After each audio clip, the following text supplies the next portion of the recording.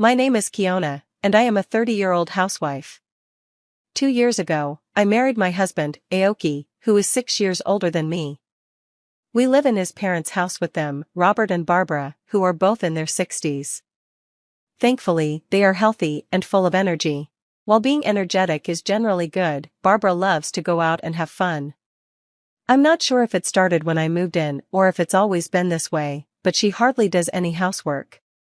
Barbara was supposed to be a stay-at-home mom, but she often says things like, "Dinner isn't ready yet? You had plenty of time."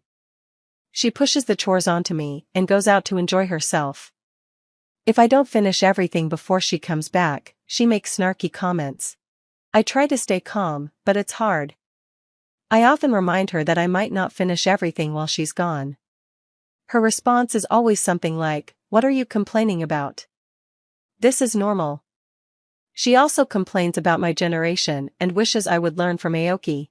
If it were just the snide remarks, I could handle it, but Barbara constantly brags about Aoki, especially since he works for a big company. She often says things like, "Aoki works so hard, but his wife is a failure." My husband doesn't stand up for me during these conversations. When Barbara complains about me, he only responds with a disinterested, "Oh, really?" At first, I thought Aoki was mature because he was older, but now I feel like he sees me as just a maid. Even when I'm working late at night, he doesn't say anything. Instead, he throws laundry at me, aiming for my face, and says, "Hey, this too." I regret marrying someone like him. He has changed a lot since we got married. For our first anniversary, he bought a cake but then threw a pie in my face while laughing. It's hard to believe he's 36 years old. There is one bright spot in my life, my father-in-law, Robert. He is very calm and always thanks me for my help, asking if I need anything. He is the only one who treats me kindly in this house. Since I quit my job after getting married, I enjoy chatting with Robert, and I've come to care for him like a real father. However, he works during the day, so he's rarely home, which means I spend a lot of time alone with Barbara. When I talk to Robert, Barbara doesn't say much, but I can tell she doesn't like it. She started saying things like, "Don't make eyes at your father-in-law just because Aoki ignores you." It's disgusting. Of course, she says this where Robert can't hear. I tried to defend myself, saying, "That's not true at all." But Barbara just retorted, "Oh my, did I hit a nerve? You're raising your voice, how unbecoming." No matter what I say, she always has a comeback. Our conversations never connect. I talked to Aoki about this, hoping he would understand that Barbara is just imagining things. Instead, he laughed and said, "So, you're even into men over 60? You're really open-minded." I realized it was hopeless to expect him to help with the housework or stop Barbara's bullying, but I never thought he would say something like that. It was a huge shock. I started feeling like I didn't belong in the house. One summer day, Barbara said, "I'm thinking of going on a family trip when Aoki gets his summer vacation." I thought, here she goes again, always wanting to go out. But then she surprised me by saying, "You're coming too, right, Keona?" I didn't expect to be invited. I thought they would go without me. When I asked if I wanted to go, I didn't say no, but I felt suspicious. I wondered why Barbara wanted me to join. I was worried about what she might say if I refused. That night, Aoki asked me again, "You're going on the trip, right?" I replied, "Yeah, I was invited." When I said that, Aoki burst out laughing for some reason. I asked, "What's so funny?" He just said, "Nothing really." This made me feel uneasy, and my anxiety grew. On the day of the trip, we set out, with Aoki driving. Robert would join us later because of work, so it was just me, Aoki, and Barbara in the car. Aoki was driving, Barbara was in the passenger seat, and I was in the back seat. I could only see glimpses of their faces, which made me even more anxious. "Keona, you withdrew some money for the trip, right?" Barbara asked. I said, "Yes, a few $100s. Barbara seemed to smirk when she heard this. As we drove, I noticed we had passed the inn where we were supposed to stay. "Didn't we just pass the inn?" I asked. "There's a tourist spot nearby. We'll check in after we see it," Aoki answered, half smiling. It was clear he was hiding something strange. As we drove further from the inn, the area became greener. I sighed quietly, hoping they didn't hear me. Finally, we arrived at a dam. To be honest, it wasn't a big dam, and there weren't many people around. It was far from a tourist spot. Come on, let's get out of the car, Barbara urged. Don't leave any belongings in the car. It could be dangerous, my husband warned. I followed their advice. Just as I was about to get out of the car, Barbara and Aoki started acting like they were busy. Barbara said, "Oh, I should take off my jewelry just in case," and Aoki pretended to look for something in his pocket. They weren't getting out of the car. I stepped out and closed the door. Then I heard the sound of the lock clicking. Aoki cracked the driver's and passenger's windows slightly open while laughing. "What are you doing getting out here? Are you planning to stay here tonight?" he asked, laughing uproariously. I was furious with Barbara but tried to stay calm. "What do you mean?" I asked. "You got out on your own, didn't you?" My husband laughed so hard he was holding his stomach. I realized my wallet and cell phone were still in the car. Everything was going according to Barbara and Aoki's plan. "Well, Keona, enjoy yourself," Barbara said with a smirk. "Eat some grass and sleep outside." Aoki held my wallet, flipping through it, and then closed the window. Their laughter faded as they drove away. "Well, they're a handful, and it's hot," I muttered. It was the height of summer, and I was at risk of dehydration, but I didn't panic at all. An hour later, I arrived at the lobby of the inn where we were supposed to stay. "Why are you here?" my husband asked, shocked. "Are you a ghost? Did something happen at the dam?" Barbara looked like she was about to faint. I considered pretending to be a ghost, but decided against it. "I'm not a ghost, and I'm staying here tonight," I said, showing them the key to my room. I had already left my luggage in the room.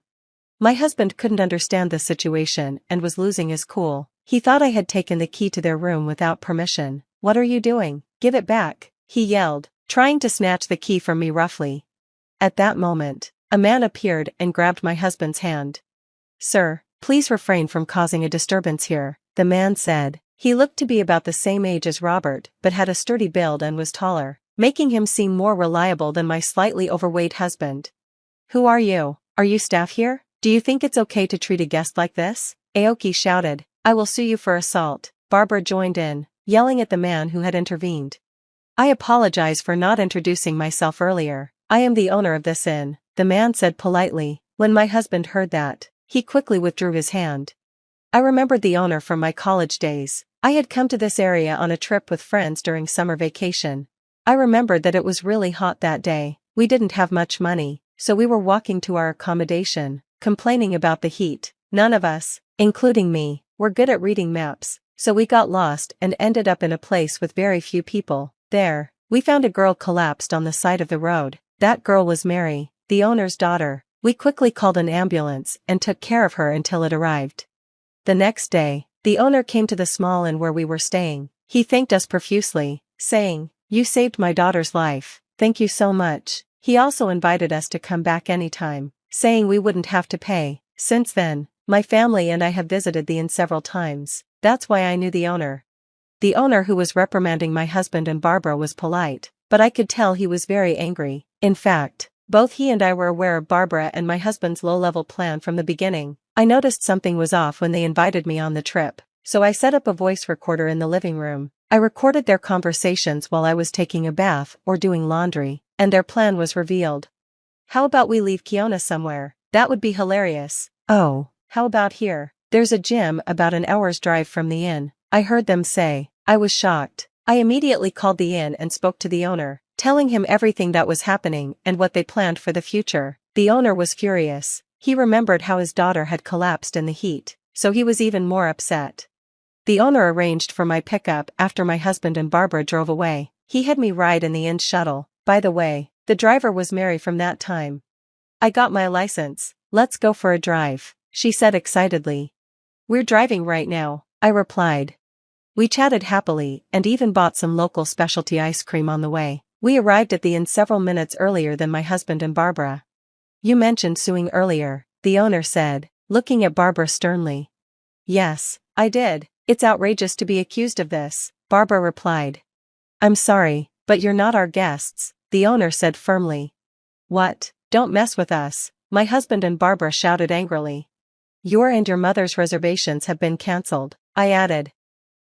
Who do you think you are? My husband asked. About to lose his temper again, the owner restrained him and said, Keona did nothing wrong. We, the inn, cancelled your reservations. If you left a woman alone at the dam in the mountains after stealing her wallet, wouldn't you be the perpetrators of a crime? We can't allow such people to stay here. We also called the police.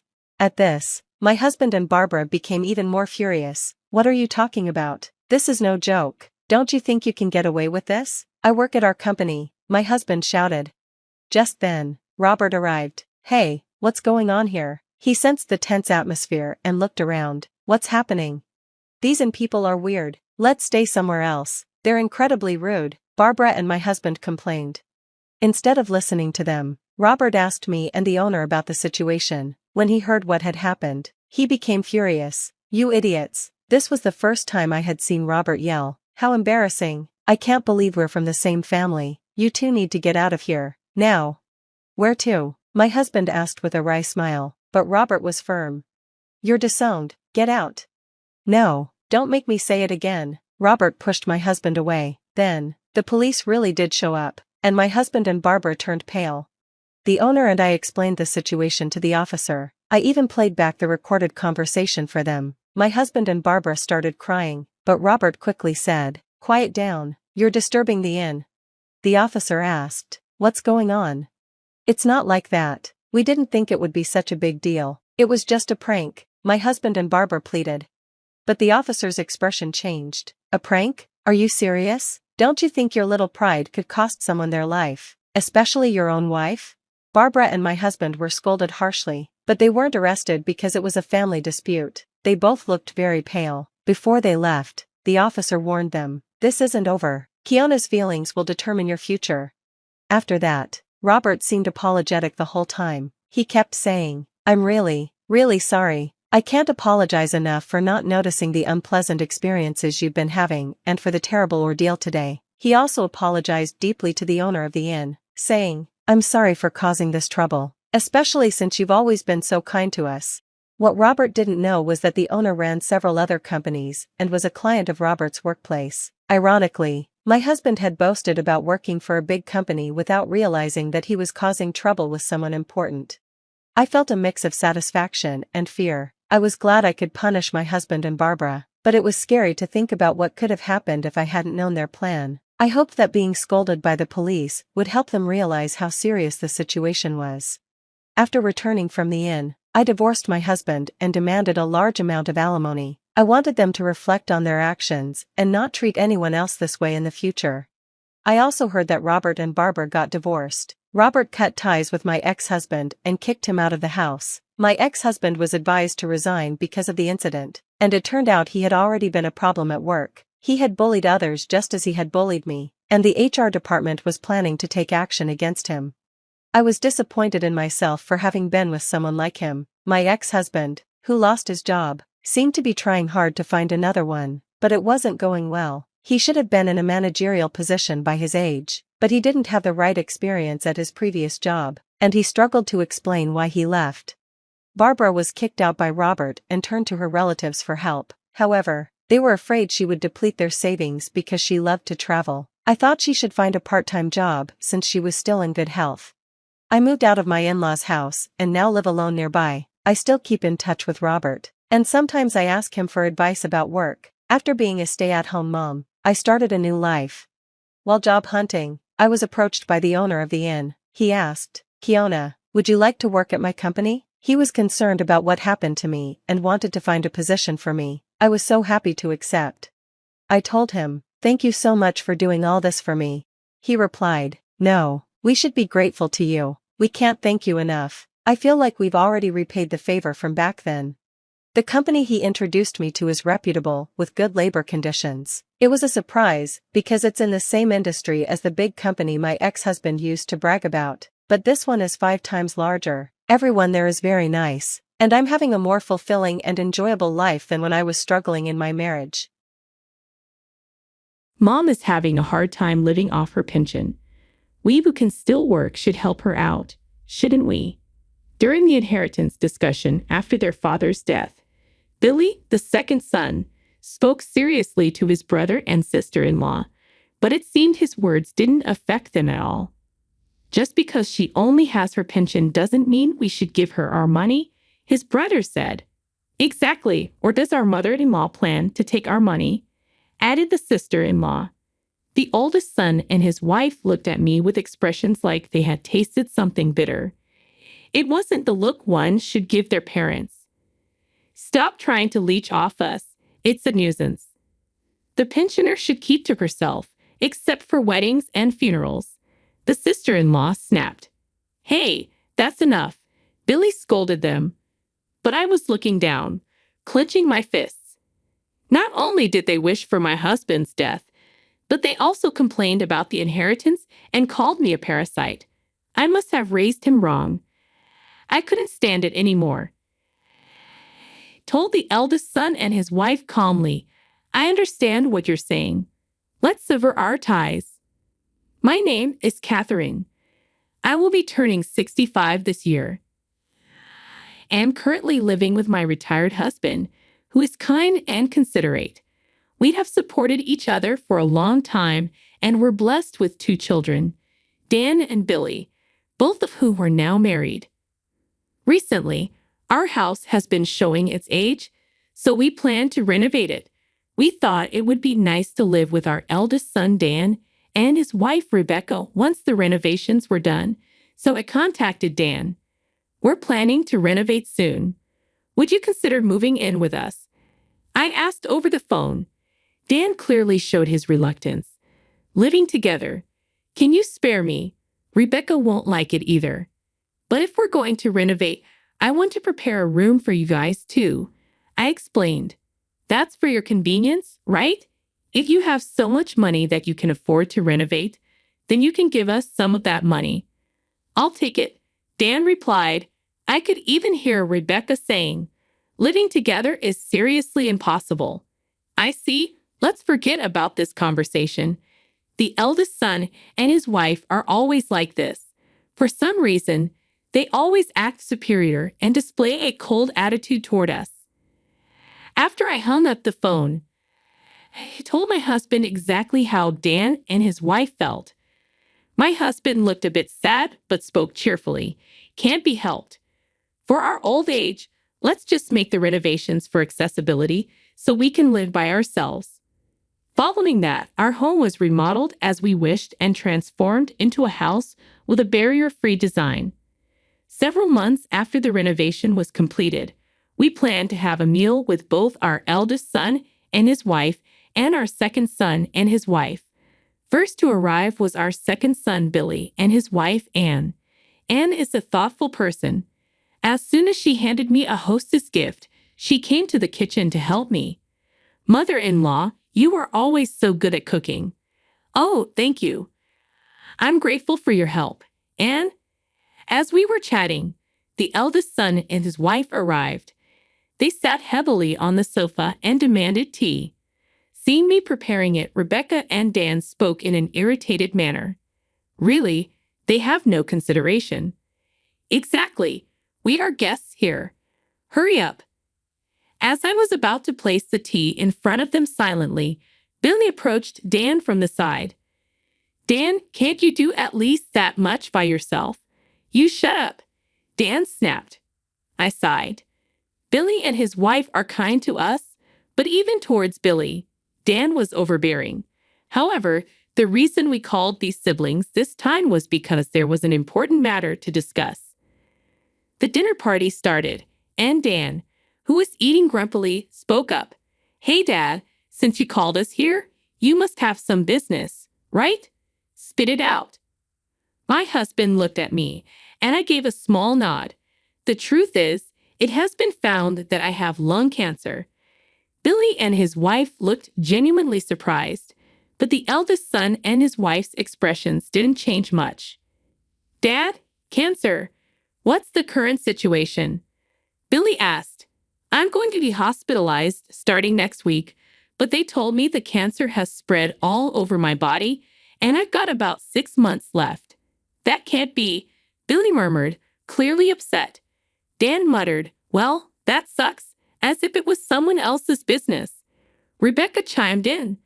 Well, you can't be age, right? My uncle quickly passed away from stomach cancer too. Her thoughtless words irritated me, and I couldn't help but raise my voice. Would you two just stop it? Catherine, it's fine. My husband calmed me down and began to speak quietly, looking at his children. I want you guys to look after your mother after I'm gone. Of course, Dad, we'll take care of Mom, so don't worry. Billy responded firmly, yes, please think about your own health, father-in-law, and added. The eldest son and his wife, however, were both playing with their cell phones, not listening to their father's words at all. After finishing the meal, everyone started to leave. Since the eldest son and his wife left quickly, I went outside to see off the second son and his wife. Mom, I know it's tough, but hang in there. We will also help, of course. Please let us know anything. Thank you, Billy. With such conversation, I saw the second son and his wife off. My husband preferred palliative care over surgery and chemotherapy, so he was admitted to a hospice the following week. I started visiting the hospice almost every day, and Billy and his wife would drive me and help take care of him. However, no matter how much I called, the eldest son and his wife never visited. Then about 5 months later, my husband's condition worsened, and I called the eldest son and his wife, telling them this might be the end. They appeared reluctantly. However, Dan neither held his hand nor said a word to him. Instead, they only stared at my frail husband as if he were some repulsive sight. We've shown our faces. Isn't that enough? We have things to take care of, so we'll be going now. The elder couple left the hospital room abruptly, not even 10 minutes after their arrival. As soon as they left, I noticed Rebecca had forgotten her jacket. I quickly rushed after them. As I approached the staircase leading to the hallway, I saw them slowly descending the stairs, engrossed in their conversation and unaware of my presence. It really seems like Dad's time is coming. Huh? What's going to happen to the inheritance when father-in-law is gone? Rebecca asked. Dan smiled at Rebecca's question. Dad was just a regular employee, but Mom and the rest have been living pretty comfortably lately, haven't they? Maybe they've been playing the stock market or something. We could probably expect a decent inheritance. Ha. Oh, I can't wait. I've been wanting to go on an overseas trip. I also want a designer handbag. All we can do now is wait for things to wrap up, Rebecca added. I teared up listening to their conversation. I couldn't possibly tell my husband about this. Unable to confront them, I silently returned to the hospital room. 2 weeks later, my husband passed away. I stayed by his side for a long time, but Billy and his wife were there comforting me. Thanks to their support, I was able to hold it together, and the funeral went smoothly. As soon as the funeral was over and only family remained, Dan, unable to contain his impatience, brought up the topic of Dad's inheritance. What the hell, Dan? We just had the funeral today. Billy immediately reprimanded him, but Dan only glared back. You, the second son, just shut up. Dan snapped. With a sigh, I spoke up. We'll arrange a meeting to discuss the inheritance next week. For today, please just go home. At these words, the elder couple grumbled and then promptly left. The following week, the cheerful elder couple and the serious younger couple arrived at our home for the inheritance meeting. I told the two couples in front of me. First off, I should mention that your father's inheritance amounts to about $30,000. What? Dan looked flabbergasted. I'd like to split this as per legal inheritance shares, with me taking half and each of you getting a quarter. Wait, hold on. Are you sure there's only $30,000? Dan persisted. I handed him a thick envelope. All the documents aren't in here. Please check them. After looking through the documents, Dan and Rebecca's faces contorted in frustration. Damn, Dad was really strapped, huh? So we're only getting $7,500 each. That's too little. If it's this low, give us the house too. At the clearly dissatisfied couple, Billy responded in an angry tone. Our mother is still living in that house. Don't care. It's because you wasted money on renovations that we're left with nothing. Dan retorted, That's right. If the inheritance is this small, give us the house too. I calmly told the irritated couple, This house was painstakingly renovated by your father so we could live here in our old age. I won't just hand it over. I'll keep it as long as I live. What? It's not fair for you to keep everything to yourself. Dan glared at me, his fury palpable. Billy, restrain him, I urged. Billy held Dan back. Your father was worried about me till the end. You might not understand it, Dan, he said softly, looking at me who was still stirred up. Mom, we're going to renounce our inheritance. You should take our part too. Dad would rest easy knowing that. Anne, his wife, nodded beside him. Billy, there's no need to worry, I said. Dan and Rebecca interjected again. If they don't want to give their part to us, we'll gladly take it. That's impossible. Mom's living on her pension. It's tough. We who are working should be supporting her. Billy sincerely scolded his older brother and his wife, but his words didn't seem to affect them at all. Wouldn't you say support? Just because she's only got her pension doesn't mean we can just give our money away. Dan scoffed. Exactly. Or perhaps mother-in-law was planning to siphon off our money from the beginning? Rebecca added. They looked at me with expressions as if they had just chewed on a bitter bug, their eyes not the kind one should direct at a parent. Stop behaving like a parasite. It's a nuisance. Old ladies living on pensions should keep out of everything except for weddings and funerals. Just stay quiet. Hey, stop it now. Billy scolded them, but I had my head down and was clenching my fists. Not only did they wish for my husband's death, but they also complained about the inheritance and even called me a parasite. I wondered where I had gone wrong in raising him. Tears welled up in my eyes with regret, but I couldn't lose my composure here. I gathered my feelings and said very calmly to Dan and Rebecca, I understand what you're saying. Let's sever our ties. When I said that, the older couple looked surprised for a moment, but quickly broke into a smirk. Really? That's the best news I've heard. Does this mean we don't have to deal with the old lady anymore? Lucky. As Dan and Rebecca hurried to leave, they sarcastically called out to Billy and his wife. So there you have it. You guys look after the old lady. Good luck taking care of the parasite. Dan and Rebecca sneered as they stormed out. Billy and his wife rushed over to me. Mom, are you okay? They're just too awful. Billy said, Mother-in-law, we are always by your side. Please don't be upset. Anne added, I was still looking down, but I raised my face and looked straight at the two of them.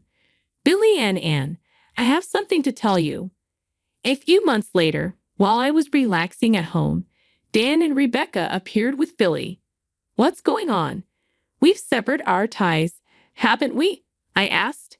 Hey, old lady, we need to talk. Dan shouted from the entrance. His face flushed red. Billy spoke with an apologetic tone. Sorry, Mom. They asked about the house, and I couldn't help but tell them.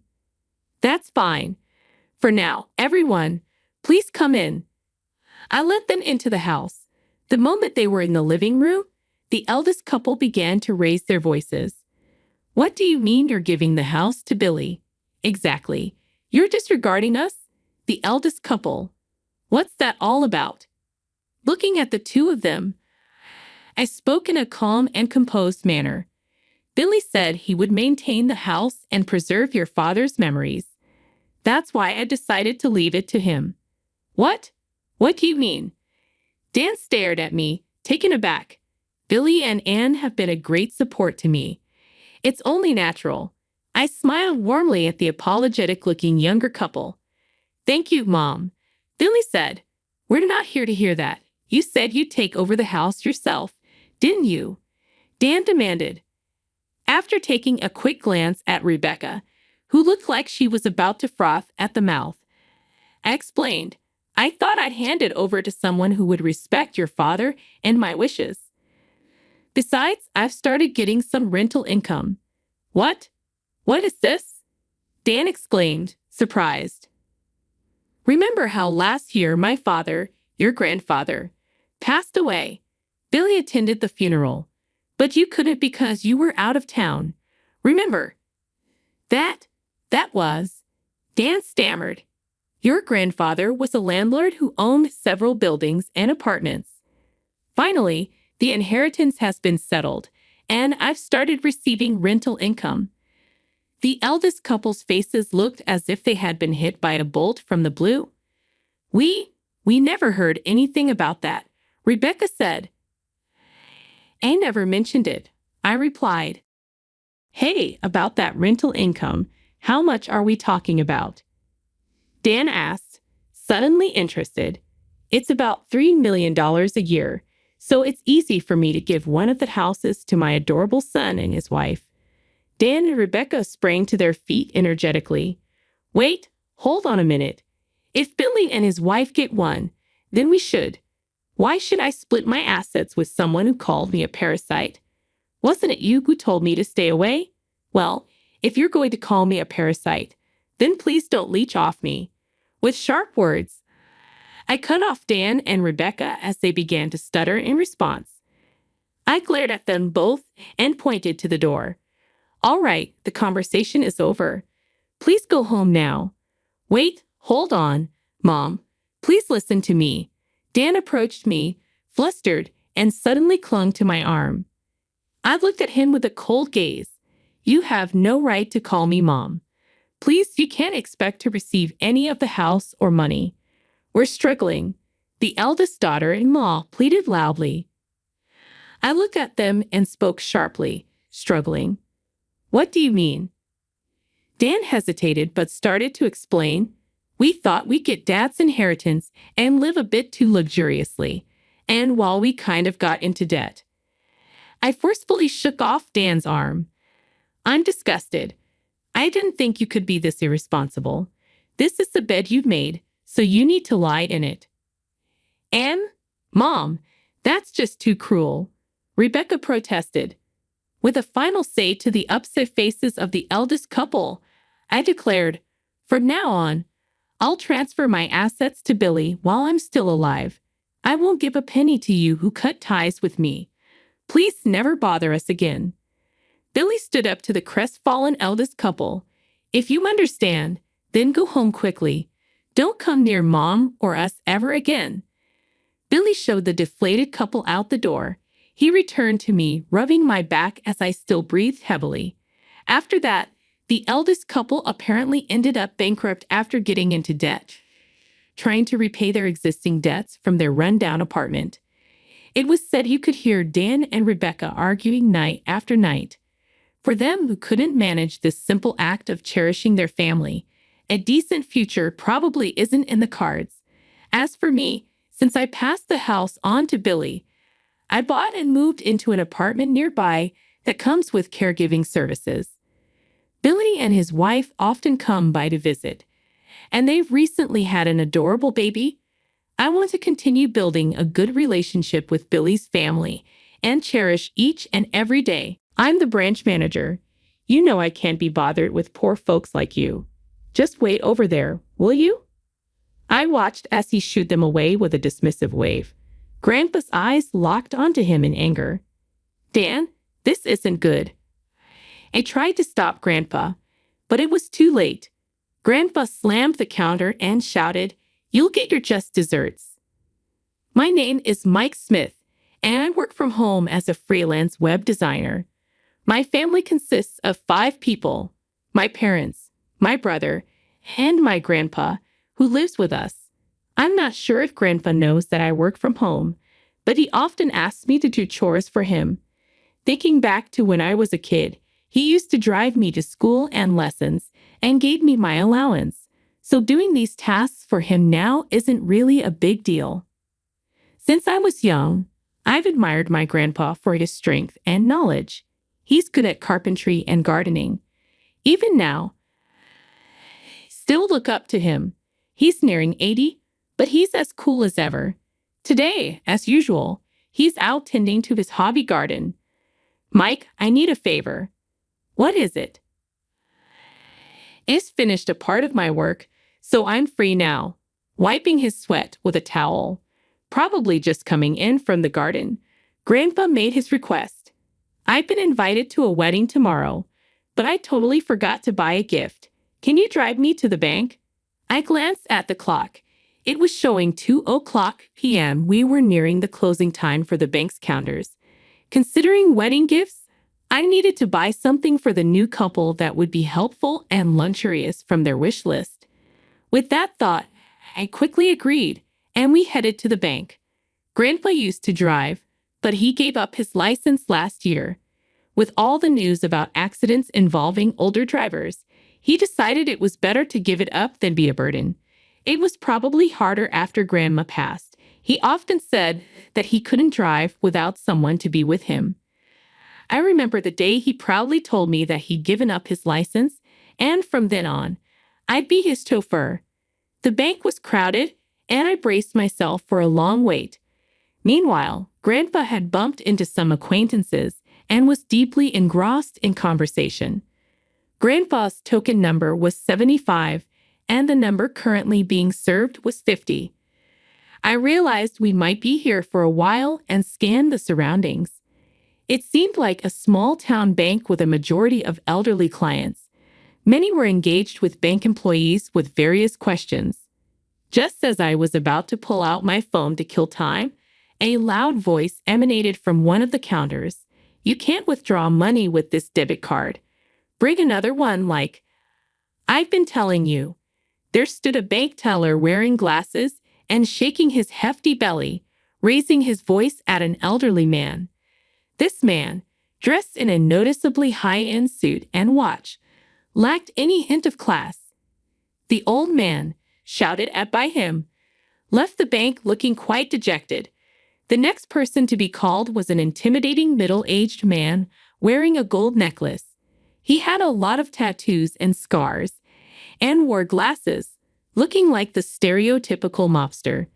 Now the teller was serving him with extreme politeness and lots of bowing. It's quite rare to see someone change their attitude so drastically based on the customer. My gaze shifted to the ATM, where a young lady bank employee was patiently teaching an elderly woman how to use it. Given she's wearing a uniform, she must be a bank employee too. Her gentle smile while assisting customers showed that not all employees at this bank behaved like the rude teller. Several minutes passed as the bank was about to close. The waiting number was around the 70s when I noticed something odd. The rude teller's counter was displaying number 76. He had seemingly skipped Grandpa's number, 75. During a brief lull, I approached the teller. Excuse me, my number is 75, but it seems like it was skipped. The teller looked annoyed by my question. His name tag read John Nelson. I was curious to see how he would treat me. As expected, he responded dismissively to me, dressed casually in a t-shirt and jeans. Oh, there wasn't a mistake. There's a priority system here. Priority system? Yeah, bigger transactions are more beneficial for us. Besides, country folks like him probably have plenty of time, right? Just let him wait. I was lost for words because of the teller's rude attitude. Then John was calling over another customer and essentially shooed me away. Angered by his condescending attitude, I returned to Grandpa's seat. Grandpa was patiently waiting while reading a book. Mike, what happened? Well, when I asked the teller why your number got skipped, he told me that country folks probably have plenty of time, so you guys can wait. It pissed me off. That's ridiculous. This branch got a new manager recently. The previous one was nice, but given how this new one lets John behave, I'm not sure about him. Yeah, sudden changes often hint at underlying issues. As we chatted, the kind young lady bank employee from the ATM approached us. Her name tag read Emily Mish. I'm sorry for the wait. May I see your number, please? I'll check it for you. Kneeling to match our eye level, Emily took the number from us. Then she went to John to verify, but he seemed to berate her. I couldn't help but rush over to confront him. What's the issue? Seeing me, John sighed loudly. What is it? You again. Can't you wait just a little while? But they have been waiting for quite some time. Quiet down. I told you there's a hierarchy to customers, didn't I? John interrupted Emily's words with that remark. I've been saying to prioritize customers who are likely to be profitable for our bank. Consider my orders as coming from the high-ups at the bank. We can put people like the elderly living off their pensions in the countryside on the back burner. I was dumbfounded by his audacity. To my side, Grandpa was sizing up the situation. As John gave Grandpa a mocking look, he continued, Come on. Elderly folks from places like this probably just hoard their money and waste our time. Their pensions. They're not a big deal for the bank. If you were a banker, you'd be more adaptable. The elderly have plenty of time on their hands anyway. They can wait. I couldn't believe he was a banker with that attitude and retorted, Are you even a banker? I've never heard of a banker discriminating against customers. Shut up. I'm the branch manager, and my dad is the bank CEO. The way I do things is the way this bank does things. I can't be bothered with poor folks like you. Just wait your turn. Watching John wave his hand dismissively, Grandpa's eyes fixed on him. This was not good. I tried to stop Grandpa, but it was too late. Grandpa slammed the counter and shouted, I can't trust a bank with a manager like you. I'll be moving all my deposits, as well as my companies, elsewhere. Arrange the full amount now. With a stern voice, Grandpa made his demand. John looked startled momentarily, but then returned to his condescending smirk. He checked Grandpa's bank account, expecting to find a small balance. His face started turning paler by the second. His face had gone beyond pale, looking almost ashen. What? What's wrong? Can't you handle a poor person's savings? I can wait however long it takes. Just get it ready.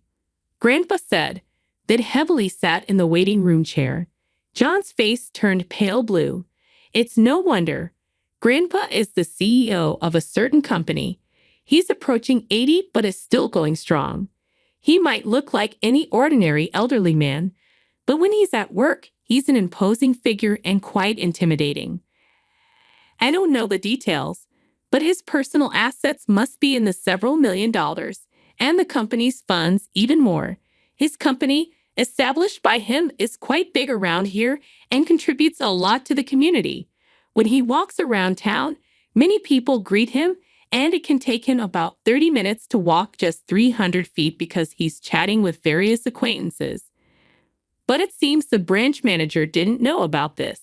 He's new to the job, so maybe that can't be helped. But the previous manager had visited our house when he took the position. Maybe John just didn't care enough. It could be said that John's disregard for customers led to this situation. Without saying a word, Grandpa continued to glare at John, not missing a single move. That look must have been absolutely terrifying to anyone on the receiving end of it. I remember when I was little, getting scolded by my grandpa was downright scary, so I can totally relate to that feeling. Off manager and in apparent terror of Grandpa, John screamed and bolted from the place, running out of the bank. He recklessly started running, bolting out of the store. He ran away. Mike, let's contact the main office. That guy said he was the CEO's son. We need to clean all the dirt from under the rug completely, Grandpa said with a smirk. Once he gets like this, nothing can stop Grandpa. He's truly a force to be reckoned with. I was about to call the main office when someone approached us. It was Emily. Sir, I deeply apologize for our manager's behavior. I know it's impertinent, but could we have a moment of your time? What? After that, we learned shocking facts from her. We decided we would take down John completely. We then gathered various documents and prepared everything to close our accounts and headed to the bank's main office. Grandpa had already scheduled an appointment with the bank CEO. Dressed in suits, both Grandpa and I made sure to present ourselves impeccably. Besides my grandpa and me, there were two other slightly stocky employees who joined us for added security. We didn't take my usual car, but instead rode in a black luxury car reserved for the CEO. Upon arriving at the main office, the bank president greeted us with a smile and led us to a meeting room. Sitting there with a fake smile was probably John's father, Paul Nelson. Next to him, in stark contrast to before, was branch manager John with a confident smile, and behind him stood two men in black suits looking like bodyguards. I'm truly sorry for the inconvenience. It seems my foolish son has caused you some trouble. I deeply apologize for the other day. I have reflected on my actions. John Nelson lowered his head. It sounded like a superficial and insincere apology. People don't change that easily, I thought to myself. I took out the documents I had prepared from my bag and spread them out on the desk. I have prepared the cancellation documents here. From now on, we will no longer do business with you. My decision is final and I won't change my mind. You not only insulted me, but also insulted the elderly pensioners in Nebraska and the people living there. I can't trust someone like you, especially if they're the son of the bank president. At Grandpa's words, Paul's smile tightened. John's smile had completely disappeared, and he looked pale and downcast. However, as expected from someone who had risen to the top of a bank, Paul quickly composed himself and began speaking in a soothing voice. Sir, I deeply apologize for John's behavior. I know it's impertinent, but could we have a moment of your time? The president took out a piece of paper from his pocket and placed it on the desk. It was a check for $10 million. It was clearly a bribe. A deep furrow appeared between Grandpa's brows. I'm not someone you can easily fool. If you say it's not enough, I'll add more. I hope this will appease your anger. Paul's hands were rubbing together, trying to get closer to Grandpa, looking utterly sycophantic. I was getting fed up and just wanted to wrap things up and leave. This isn't about the money. Can't you even understand that? Of course, I'll make John resign, but this check is a gesture of my goodwill. Wait, Dad, why am I resigning? John protested. Quiet. It's your responsibility. But wasn't it your policy to increase profits? My branch had good sales. Wasn't that the answer? Just shut up. If you hadn't messed up, we wouldn't be in this mess. There must have been a better way. Excuse me, can I say something? I interrupted the bickering father and son. Regarding the profit your son mentioned, we've received complaints from the residents of Nebraska about aggressive sales tactics for financial products like investment trusts and insurance. Some people even mentioned being scammed into signing contracts. I've consolidated these complaints and consulted with the Better Business Bureau. I expect the Consumer Financial Protection Bureau to intervene soon. What? Paul snatched the printout listing the complaints from the desk and checked the contents. I assume many of your clients will be canceling their bank accounts soon, so you better be prepared. And now, here comes the main part. I slowly took out my tablet and began navigating through the files. Displayed were a series of numbers. See this here, here, and here too. These are unauthorized withdrawals. What do you mean? How do you have that data? Well, who knows? I tried to play it cool with a smirk, but the two in front of me were turning red and then pale. Yes, this data was crucial evidence of the bank's wrongdoing. They had created fictitious accounts in John's branch and deposited money into them. Evidence of embezzlement. Furthermore, I operated my tablet again. These are John's stock trading records. On several occasions, he bought a large number of stocks just before their prices rose and then sold them all after the increase. It's so predictable, It's almost funny. This is insider trading, isn't it? Did you leak information to your son? Paul, I also have evidence here. You should be careful with your email exchanges. If you don't delete them regularly, you never know who might read them. Displayed on the tablet were John's email records, leaving such evidence behind. When it came to committing wrongdoings, John was plain knave. This critical information was given to me by someone very special, Emily Mishra. She worked at another bank and was essentially a spy. Sensing something fishy about Paul and John, she discreetly aimed to bring them down.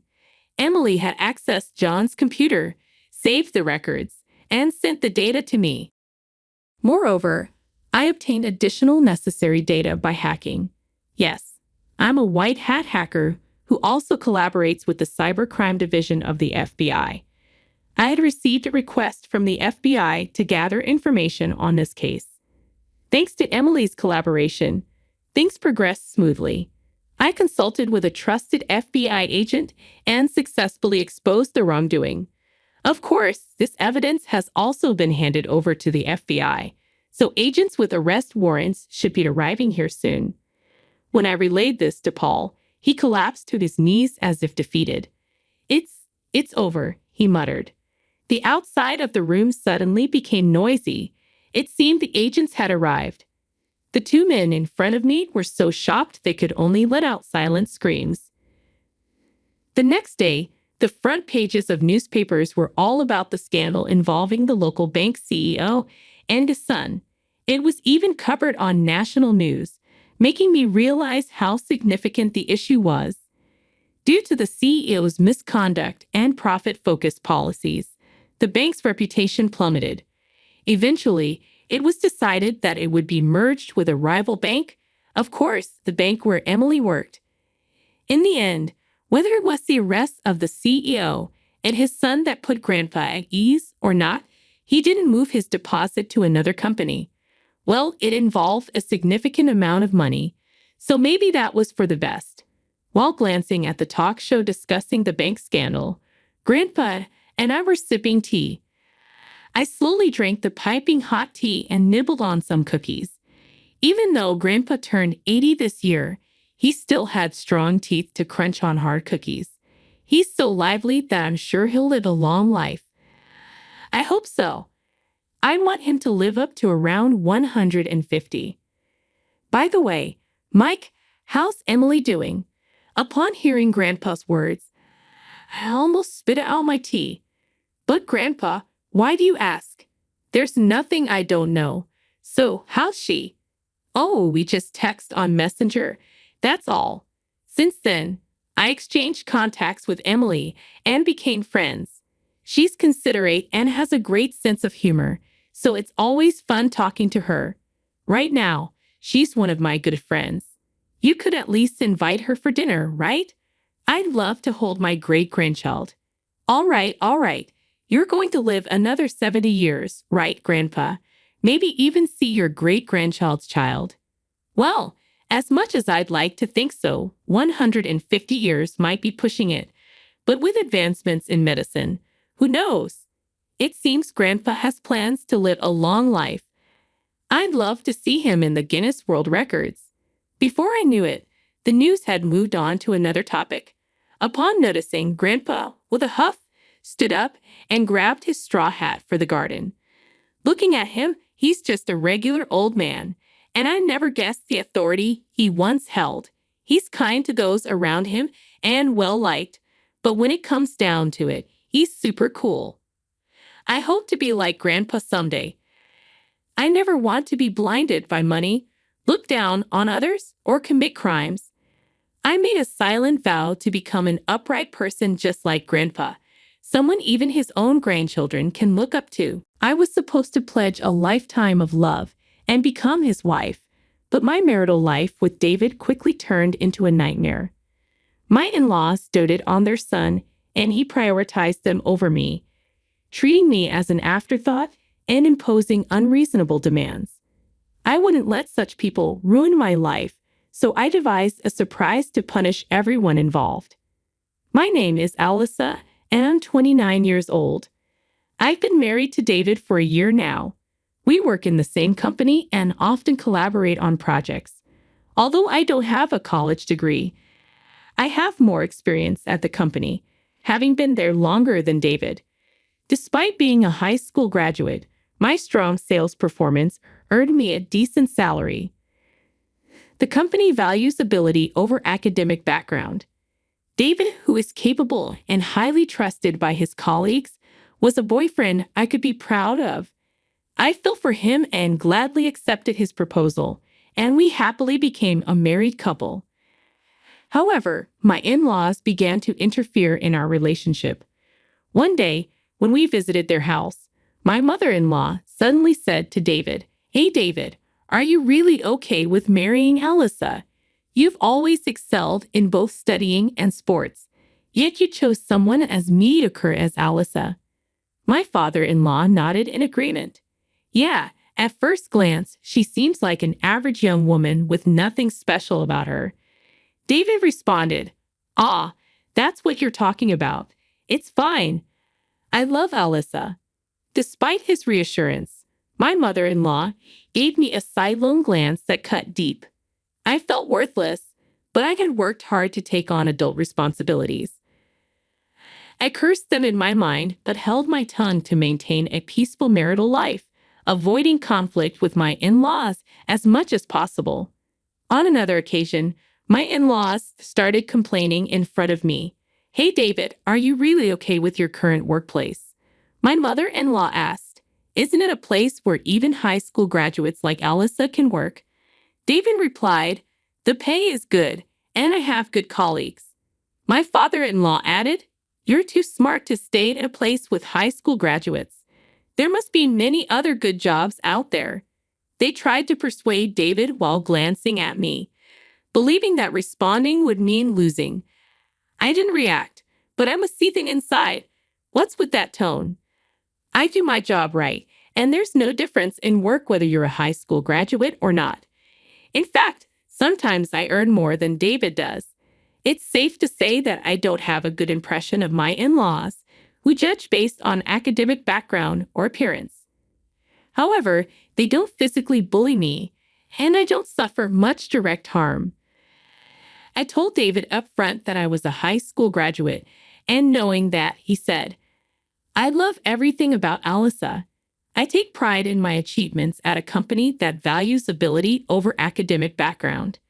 Despite my in-laws' disparaging remarks, I always believed David was on my side. However, an incident shattered that belief. One day, out of nowhere, David said something unbelievable. "Hey, I've been thinking. I've decided to switch to a different job." "What? What are you talking about all of a sudden?"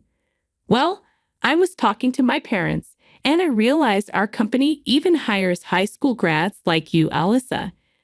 I mean, I have a college degree, so there must be a better job out there for me." "Are you serious? You're making fun of both me and the company, aren't you?" "But it's true, isn't it? There's no need for me to work at a job that even a high school graduate can do. Plus, my mom said she could introduce me to a job through someone she knows." "Stop it. We are blessed with a good work environment, and now you say something like this. You're nagging." I finally realized I'm not someone who should be stuck in a place like this.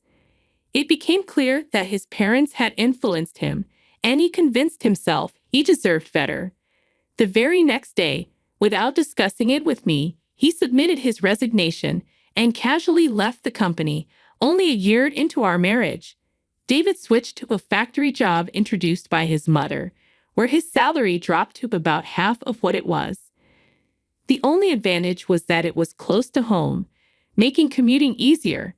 About a week after starting the new job, he began to complain about the factory.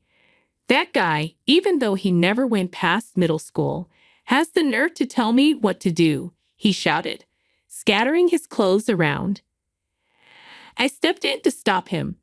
"Why are you so angry? If you make such a loud noise, it's going to bother the neighbors." "Shut up. Why does a university graduate like me have to be bossed around by a low-level middle school graduate?" "Well, You just started there. It can't be helped. He's your boss, right? I don't care. He can't even study. But he has the nerve to boss me around. Damn it. Who's the real problem here? What can a newcomer do without instructions from the boss? You chose to switch jobs, so bear with it a little. I know that already. Will he be able to continue at his current workplace? How long can he endure the situation? Nevertheless, my admonitions only worsened his mood. Every day became a struggle to soothe him enough to get him to work. My doubts turned out to be right when one day he caused a major issue at the workplace. You broke the factory equipment. I asked in shock. In response, David slammed his hand on the table. It's not my fault. It's that damn boss who pissed me off. But that doesn't mean you should break the factory equipment. That's absolutely unacceptable. What were you thinking? Had no choice. That guy was bossing me around, even though I'm a university graduate. The trigger was when his boss, who only graduated from middle school, criticized David for not working seriously. In response, David insulted his boss's academic qualifications. It was clear to everyone present that the fault was entirely with David, so they sided with his boss. Enraged, David went into a violent rage and damaged part of the conveyor belt, stopping the production line. He was fired and faced a large claim for damages. Since it was a factory his parents introduced, the damages had to be paid entirely by David and his parents. As a result, David lost all his savings, but even his parents' retirement fund seemed to have vanished in an instant. My parents are struggling right now, but they're moving into this apartment next week, David said, leaving me gasping in surprise. Living together. I never heard about this. You're my wife, right? Just listen and keep quiet. This is a done deal. Got it? With these words, he left the room with a bang. A few days later, my in-laws actually moved into our home. Adam was a joke. Living together was absolutely impossible, so I confronted my in-laws directly. Father-in-law, mother-in-law, living together is a problem. Shut up. It's your fault our son couldn't make it at the factory. My father-in-law snapped. That's right. It's because you neglected David's mental care, isn't it? My mother-in-law chimed in. Wait a minute. How is this my fault? Can't you shut up? Our life is a mess because of you, my father-in-law retorted. That's right. If you had done things right, this wouldn't have happened. It's all your fault, so living together is natural, right? Huh? What kind of logic is that? Living together is impossible. Shut up. Our home was rented, and we've already terminated the lease. There's nowhere else to go, they insisted. That's right, we have nowhere else to go other than here. Despite moving in without permission, my in-laws had a lot to say. Even David began to insult me, egged on by his parents. Hey, Alyssa, I married you. You should be happy to be married to someone as excellent as me, shouldn't you? Forget about that. Can't you start looking for a job soon? It's hard on the household finances now that we're living together. What did you say? You're cheeky for a wife. Supporting your husband is a wife's duty, and supporting your husband's family is also a wife's duty, right? I was getting sick of David, who spouted nonsense as if it made sense. Moreover, neither he nor my in-laws helped with the household chores at all. I had a job too, so I couldn't make elaborate meals, and the cleaning inevitably got neglected. No matter what they said, I maintained a cool attitude. It's hard on the household finances. If they're not happy with it, they, who caused the situation, should do it, I told them. I kept this attitude for several days until one day, David finally vented his frustration. Hey, what's with your attitude? You're lacking respect for me and my parents. Enough already. I work every day and do all the housework on top of that. You don't help at all, but you complain a lot. What's with that tone of voice? You don't seem to understand your place, do you? With that, David shoved divorce papers in my face. He had even kindly signed them. What is this? Can't you see? It's a divorce paper. Even a high school graduate can understand that, right? Are you serious? Of course. If you have complaints about me and my parents, then we're getting a divorce. Staring at the divorce papers, David spoke with a triumphant look. Let me tell you, even if you throw it away, it's useless. I have more prepared, understand. If you don't want to be divorced, listen to what I say, you stupid high school graduate wife. In that moment, my rage burst forth. I couldn't stand to be with these people anymore. Since he went to the trouble of preparing it, I'd put it to good use. Clutching the divorce papers, I began to plot my revenge. First, I recorded the numerous insults from David and my in-laws on a voice recorder. When my belongings were deliberately broken, I made sure to document that as evidence. By this time, David had started working odd jobs, but none of them lasted even a week. It was as if he had given up on our family. One day, as soon as David came home, he said, "Oh man, I quit this job too because it was too boring." Huh? Again, you have no right to complain to me. Right, Dad? Mom? My in-laws just nodded with smiles. This was a usual occurrence, but on this day, my father-in-law delivered the final blow. Speaking of which, I've quit too, David's father announced. What? Father-in-law? What are you talking about? That's what I'm saying. I've quit my job. I'm planning to live off you, Alyssa. Wait, what? You see, my son is too brilliant and prideful to work under those who only graduated middle or high school. We're counting on you, Alyssa, a high school graduate, to work hard. Yeah, let's count on our lowly educated Alyssa to work hard, right, dear? My mother-in-law added. What were they even saying?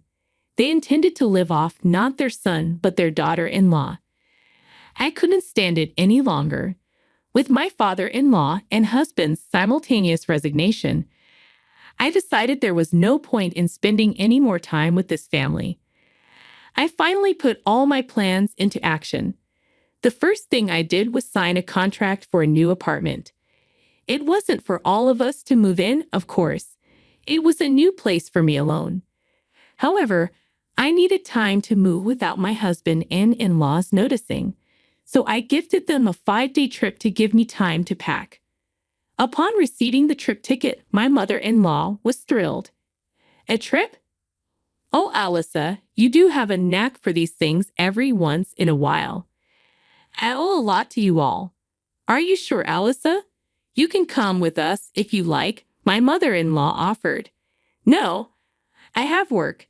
Please enjoy yourselves without any interruptions. Really? Well then, we'll take you up on your offer and have a blast. When the three left for the trip in high spirits, I carried out my planned move.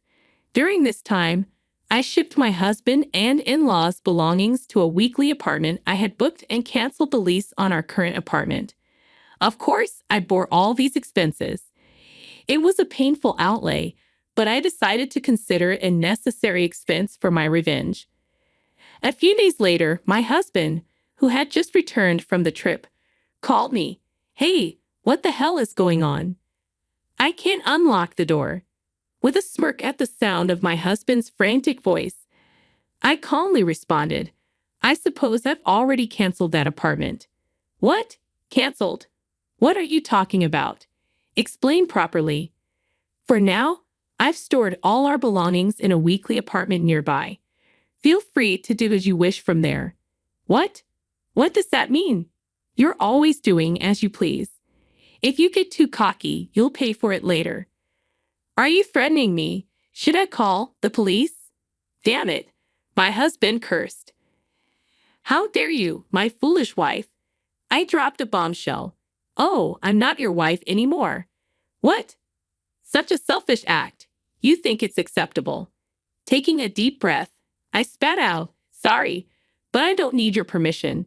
You've made fun of me for being a high school graduate long enough, and now you've quit your jobs to become dependent. I'm done with you. Enjoy your family life without me. Hey, you must be kidding. I didn't really mean to divorce. Why should I listen to you at this point? We're strangers now. I don't care what happens to you at all. Please wait. You've enjoyed looking down on people, haven't you? I can easily imagine your struggles, and it makes me laugh. Go as low as you can with your family, you trash. I said and promptly hung up the phone. After that, David kept badgering me with phone calls, but I ignored them all. Later, David and my in-laws caused a ruckus at the entrance of the apartment building, dramatically damaging part of the mailbox, which ended up becoming a police matter. Apparently, they were taken away as is. Ultimately, they were asked to pay for the damages to the mailbox, adding to their debts. Truly, they are a hopeless family. The lease for the weekly apartment where I had set their things was about to expire. Since they did not know my new address, they couldn't rely on me.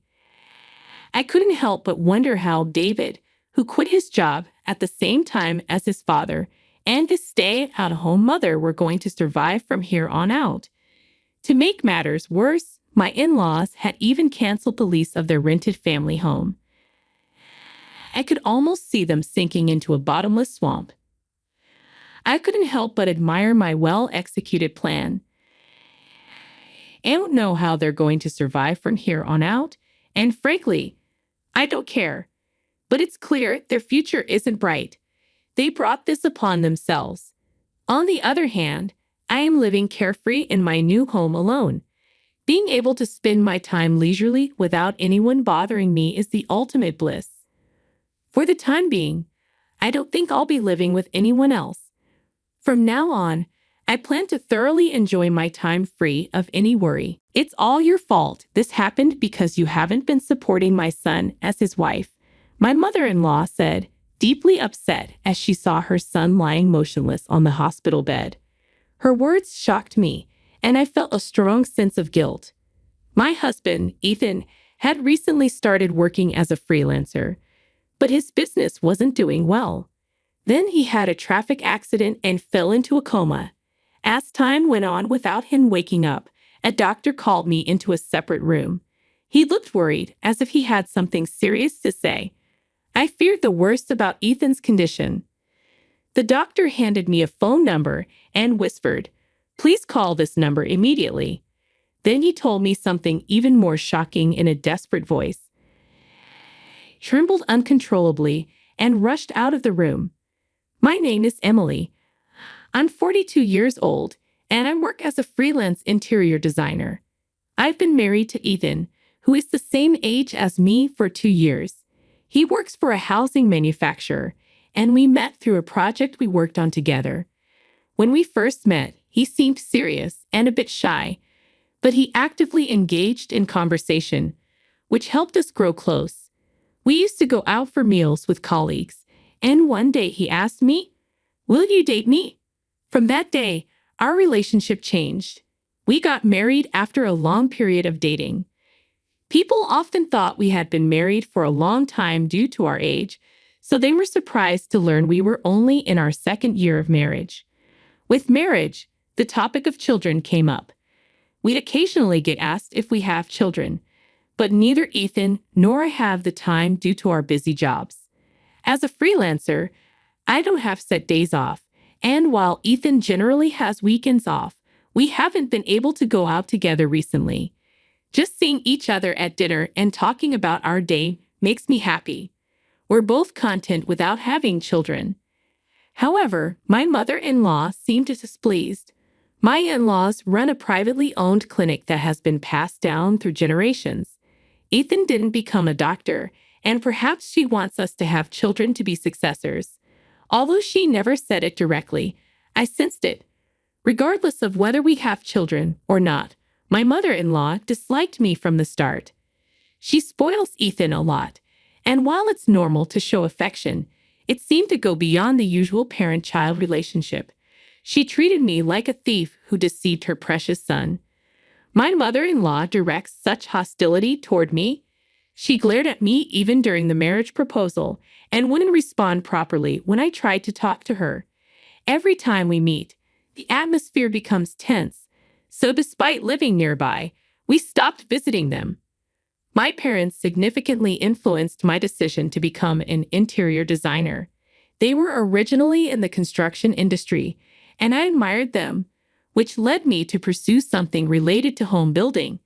After graduating from university, I worked for an interior design company, but I became a freelancer around the age of 30 and have been one ever since.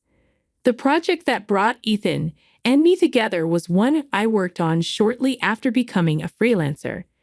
We got married at the age of 40, and at the same time, he quit his job at the housing manufacturer where he had been working.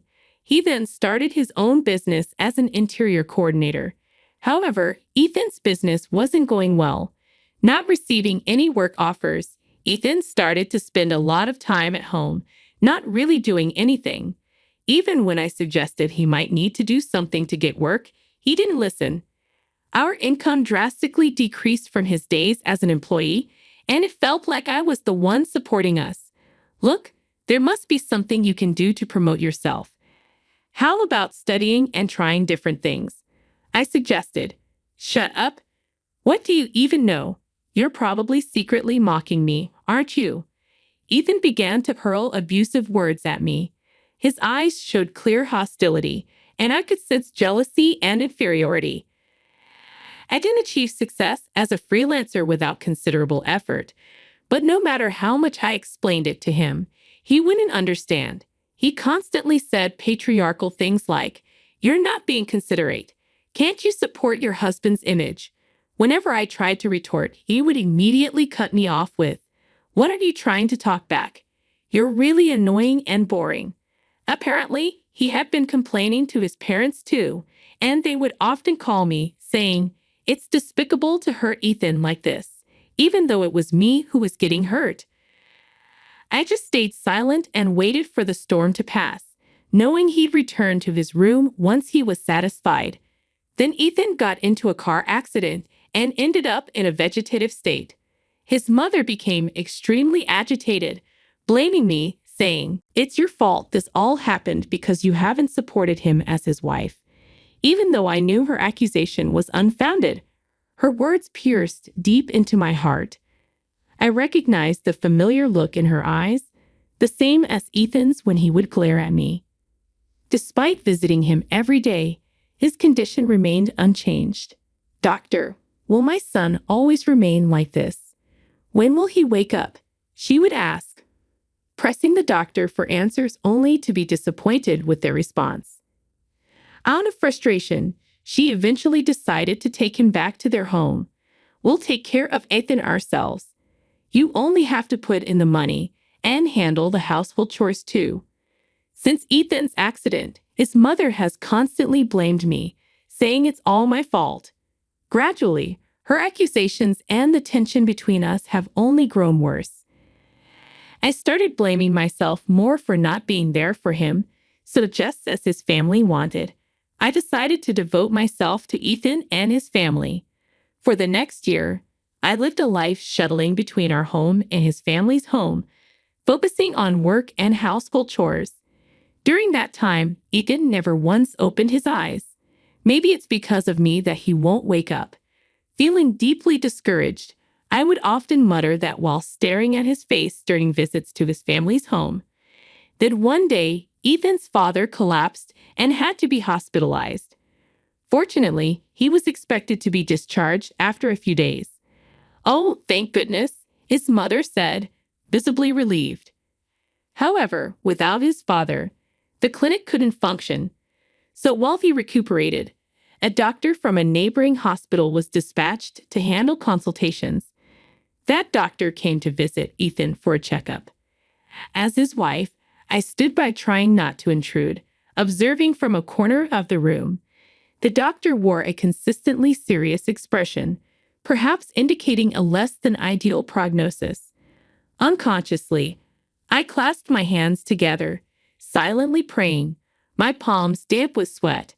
When the examination finally ended, The doctor looked me straight in the eye and called me into another room.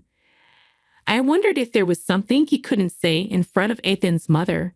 I stiffened, thinking his condition had worsened, but the whispered words in my ear were not what I had expected.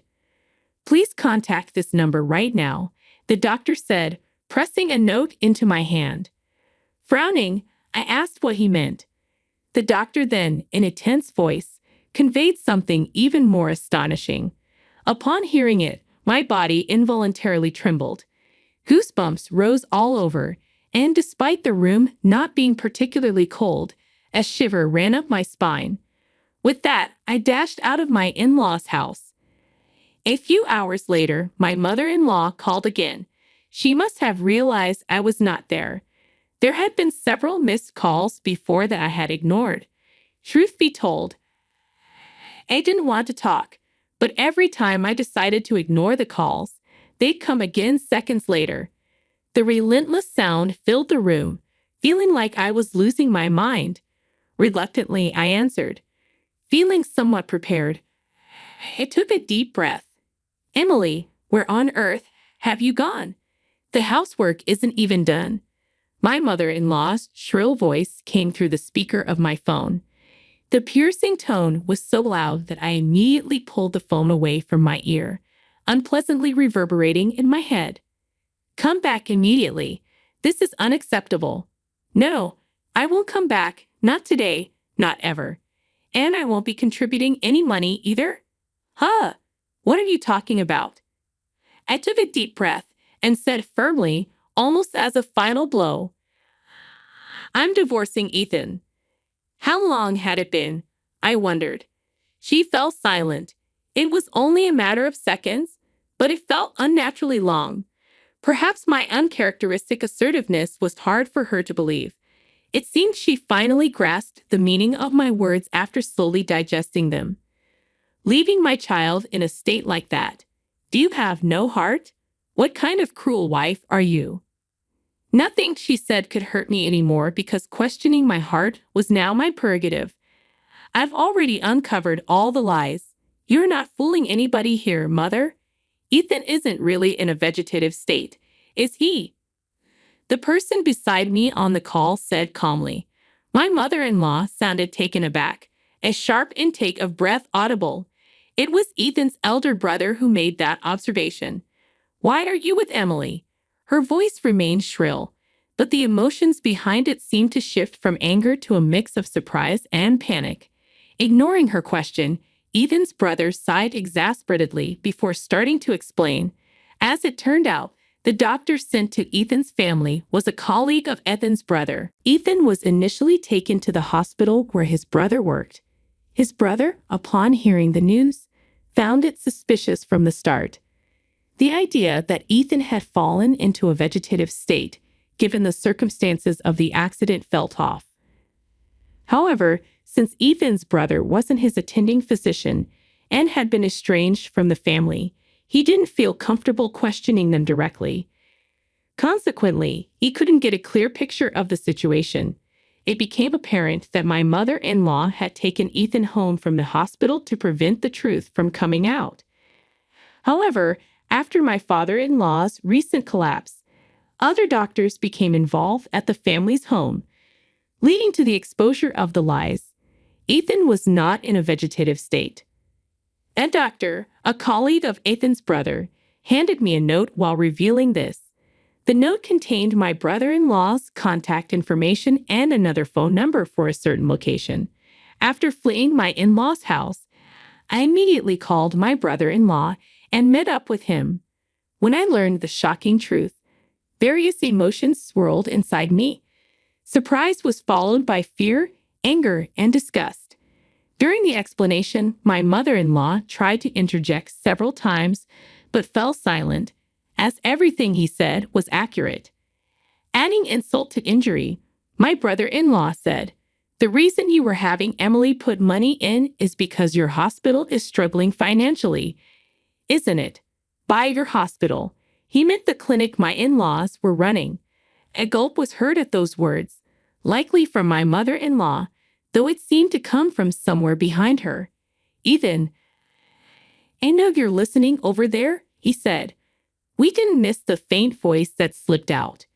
Just like I was on the phone with my brother-in-law, Ethan seemed to be watching my mother-in-law's reaction on his end. It was indeed a lie that he was in a vegetative state. Along with disappointment, there was a sensation as if the remaining affection for him inside me was swiftly disappearing. With my mother-in-law now silent and Ethan muttering, "Herm, I can explain," repeatedly to evade telling the truth, I hung up the phone.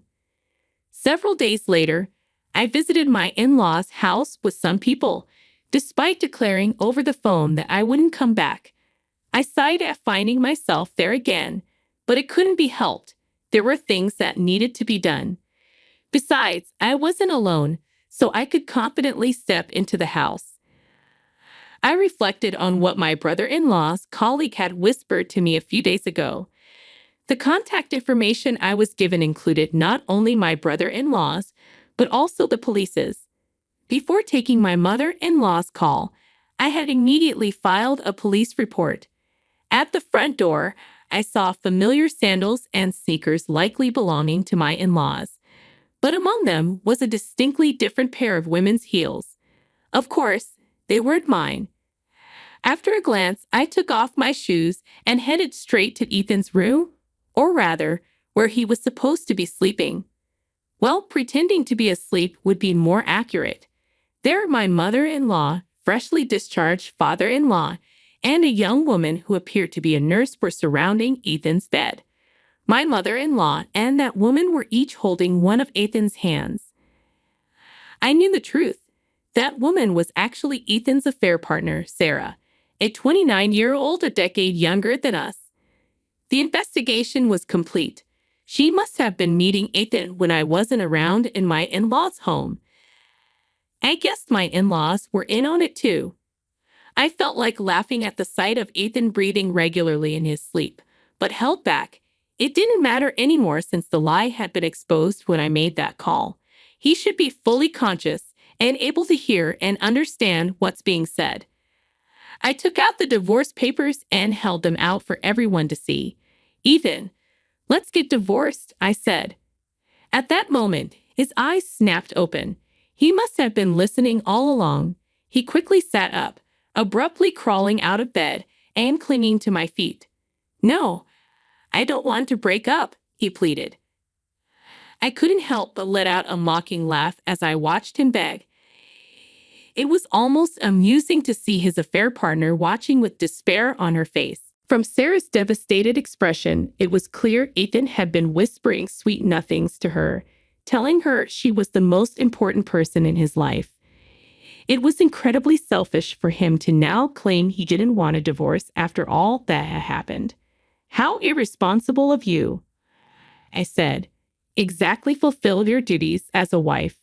Don't be cheeky," my in-laws yelled, trying to intimidate me into obedience. But their efforts were futile. I had no intention of dealing with them ever again.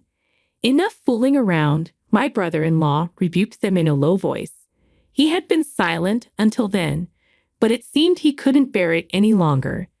"Do you think there's a woman out there who would be a wife to someone who pretends to be in a vegetative state to cheat and scam money? If you want a wife so badly, why not have that woman instead, since she's come here so boldly? Both mother and father must be so happy, right?" I fired off questions one after another, but no one could answer. They just bit their lips and looked around, visibly troubled. They wouldn't be able to do as they pleased anymore.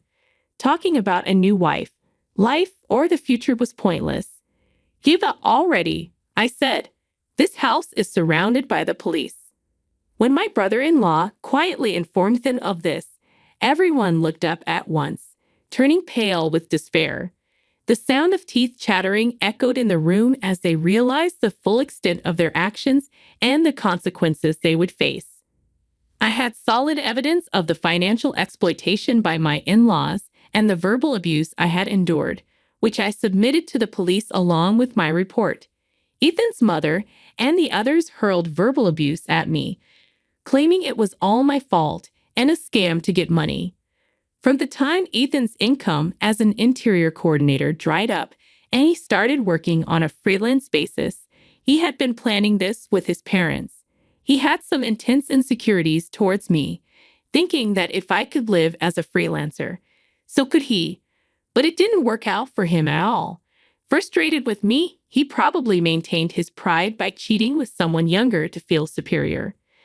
Don't think I don't know father also committed tax evasion, Ethan's brother said, giving their father a cold look despite his desperate denial. It's something that'll come out once investigated. When we gave the signal, the police officers waiting outside entered the room. After that, Ethan and I divorced smoothly. I didn't want to talk to him directly anymore, so I had lawyers handle all communication. Please, can we have just one more chance to talk face to face? Ethan pleaded and begged, but I firmly refused. Don't contact me anymore. I've left everything to the lawyers. With that, I deleted all of his contact information and made sure to block him from contacting me. The investigation into Ethan's father's hospital revealed massive tax evasion. Unable to pay the fine, the hospital closed down. Rumors spread among the neighbors. Hey, you know that hospital over there? Turns out they were evading taxes. Can you believe it? The director seemed like such an upright person, but who could have thought their true nature was like that? With no money to move out, Ethan and my father-in-law ended up living with my mother-in-law, hiding from the public eye. But I made sure to give back every penny they scammed from me. I ruthlessly took compensation and all the money I had given to my in-laws. I also made sure to get compensation from Sarah, the woman Ethan had cheated with. I don't know what happened to her afterward, but I heard she's working hard to repay the money she borrowed from her parents. Ethan and his parents ended up drowning in a mountain of debt. Since Ethan's parents were too old to find new jobs, Ethan seemed to be working hard to support both of them while struggling to make ends meet.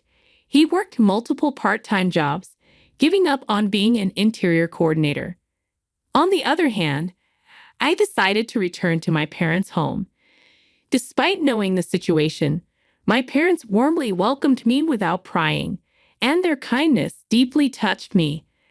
I decided to help out with my parents' business at home while continuing my career as an interior designer. Hi, my name is Luna, and I'm 34 years old.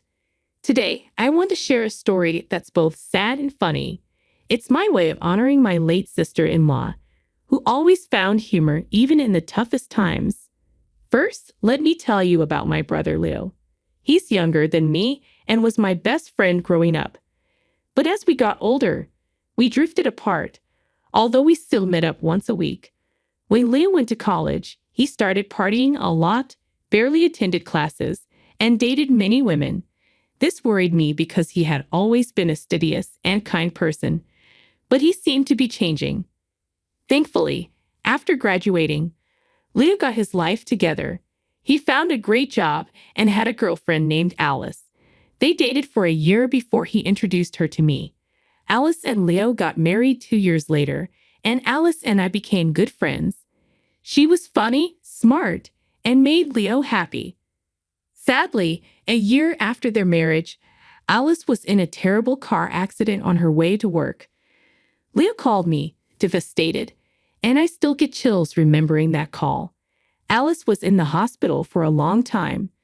When she was finally discharged, the doctor told us she would live, but she was paralyzed from the waist down. Leo cried a lot, and it was hard for all of us.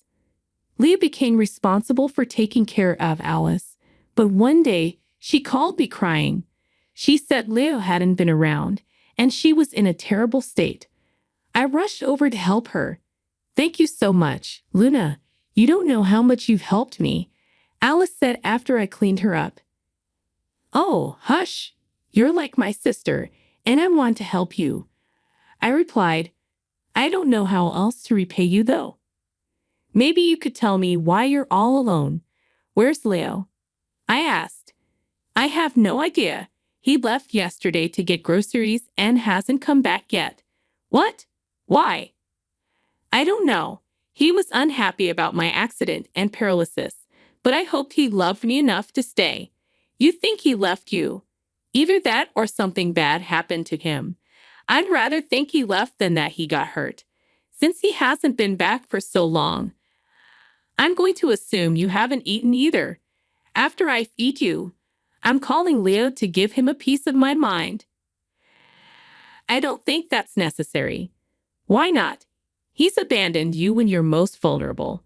He needs to be yelled at. He never signed up for me becoming paralyzed. This is a huge change, and I can understand why he wanted to leave. Alice, if the roles were reversed, if he got into a horrible car crash and was paralyzed, would you leave him? Absolutely not. I love Leo, and I would want to stay with him no matter what.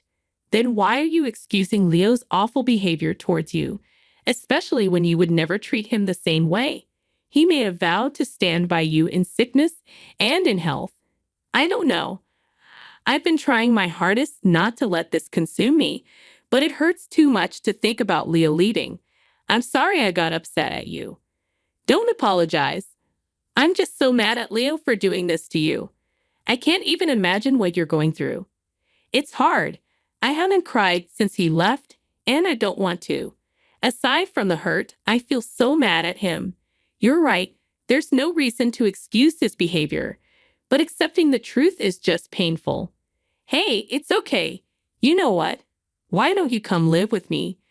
That way, I can take care of you, and you won't be alone. I don't want to be a burden on you.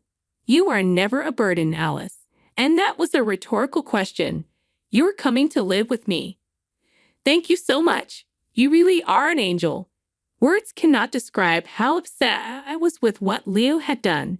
But before confronting him, I needed to make sure Alice was okay. I fed her, gave her water, helped her get back to bed, and made her sleep for a while.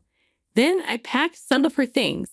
I couldn't let her stay alone in a house filled with memories of Leo. After Alice woke up, I helped her into my car, and we drove to my place. Over the next 2 weeks, Alice was a mess. She went from being full of life to a shell of her former self. She cried constantly, and my heart hurt for her. I tried to help by taking her out for coffee whenever I could after work. I also kept trying to contact Leo, but he never responded to my texts or calls. One day, Leo finally picked up the phone, and I struggled to keep my cool. Hello, Leo. Wow, you finally picked up your phone. I'm doing good. What about you? Quit the sarcasm, Leo. Where in the world are you? I'm at home. Oh yeah, then explain why you weren't there when I went over. Why was Alice all alone? Oh wow, you found out fast. Are you going to explain yourself? I don't see why I have to. Leo, you left your paralyzed wife home alone, covered in her own excrement. Don't you think that deserves some explanation? Look, I just don't want to take care of her anymore. Oh, weight on your shoulders. You promised to be by her side forever, no matter what. Those were just words. This is not what I signed up for. In my defense, I tried to be there for her, but she's just not the same anymore. You have no defense. If you had really tried, the least you could have done was talk to Alice about how you felt and then left her in the care of someone better. Running away is something only cowards do. Spare me the nonsense. I had to get away and did whatever I could to do it. If you're so big on taking care of Alice, maybe you should do it. Because, unlike you, I have sympathy and empathy. I care for Alice and want to make sure she's well taken care of. Well, I wish you nothing but luck. You can talk all high and mighty now, but give it a few months, and you'll see exactly why I left. Alice could never stop whining and crying. It was torture. What do you expect from someone who has just been through something so horrific? She needs space to heal, and you should have given her that. You've done nothing but add to her trauma. Whatever. I don't care about her now. I'm moving on to bigger and better things. Goodbye. I couldn't believe my brother could be so insensitive and inhuman. I was in shock and shaking with rage. When Alice asked later if I got through to Leo, I knew I couldn't lie to her. I told her the truth, and it seemed to wake her up. She went from being sad and heartbroken to hating Leo. She made hilarious digs at him and never cried over him again. Gradually, she returned to her old self, full of life and laughter. Alice tried to get a divorce from Leo, but he never responded to the papers. Pursuing the divorce would have taken a lot of money, which she didn't have due to her medical bills. So she just let it be. Time went on, and Alice and I became the best of friends. It felt nice to come home to a not empty house. The first year and a half of living together was great, but then things started to go downhill. It began with Alice getting a cut on her leg, which she didn't feel because of her paralysis. I didn't notice it since her legs were always covered, and she usually didn't need my help getting dressed or taking a shower. Alice must have seen it but didn't think it was a big deal. Unfortunately, the cut went unnoticed for 2 weeks and got infected.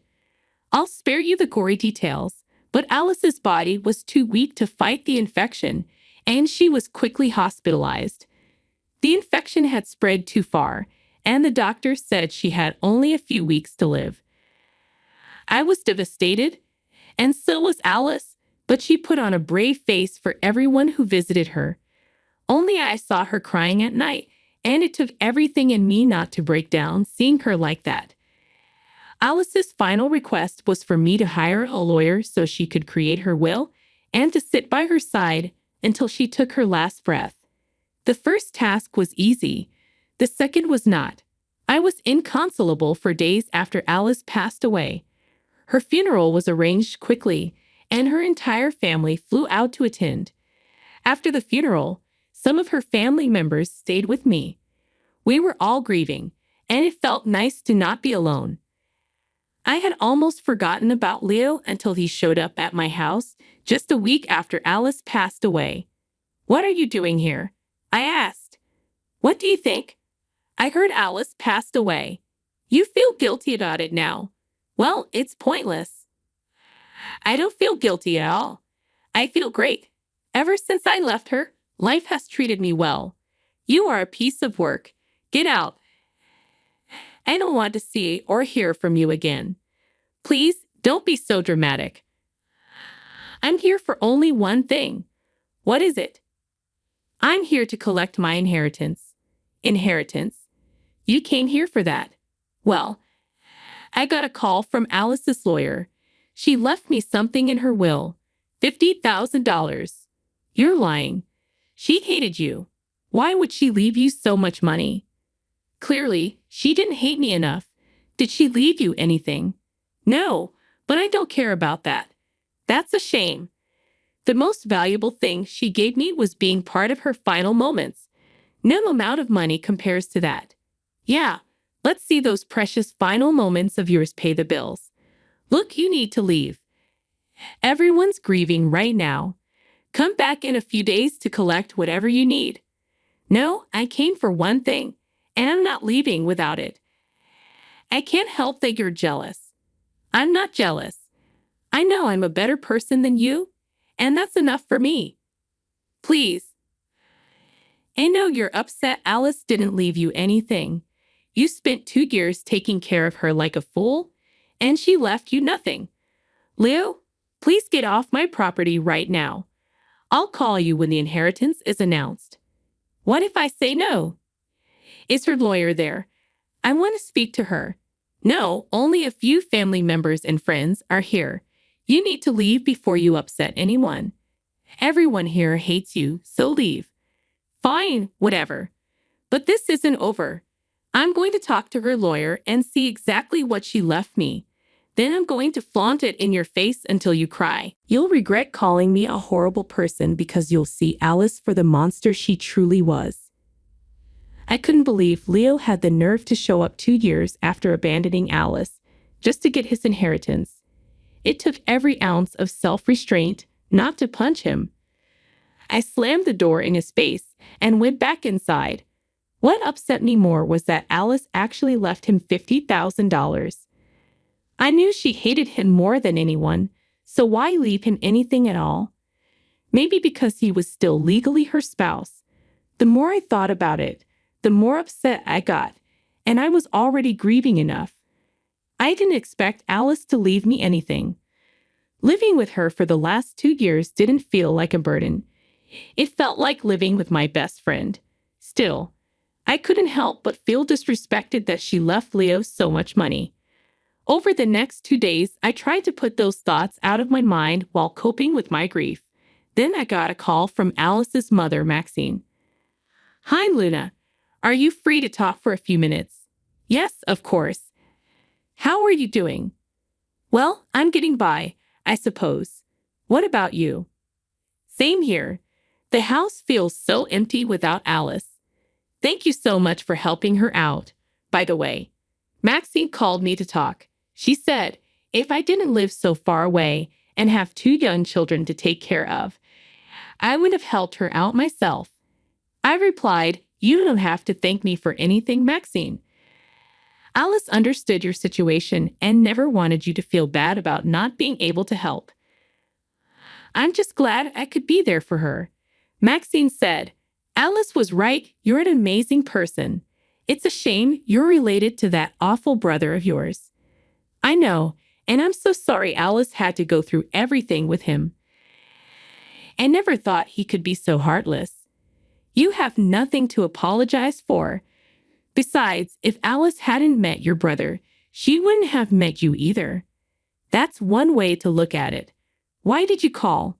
Is something wrong?" "I wanted to tell you something about Alice's will."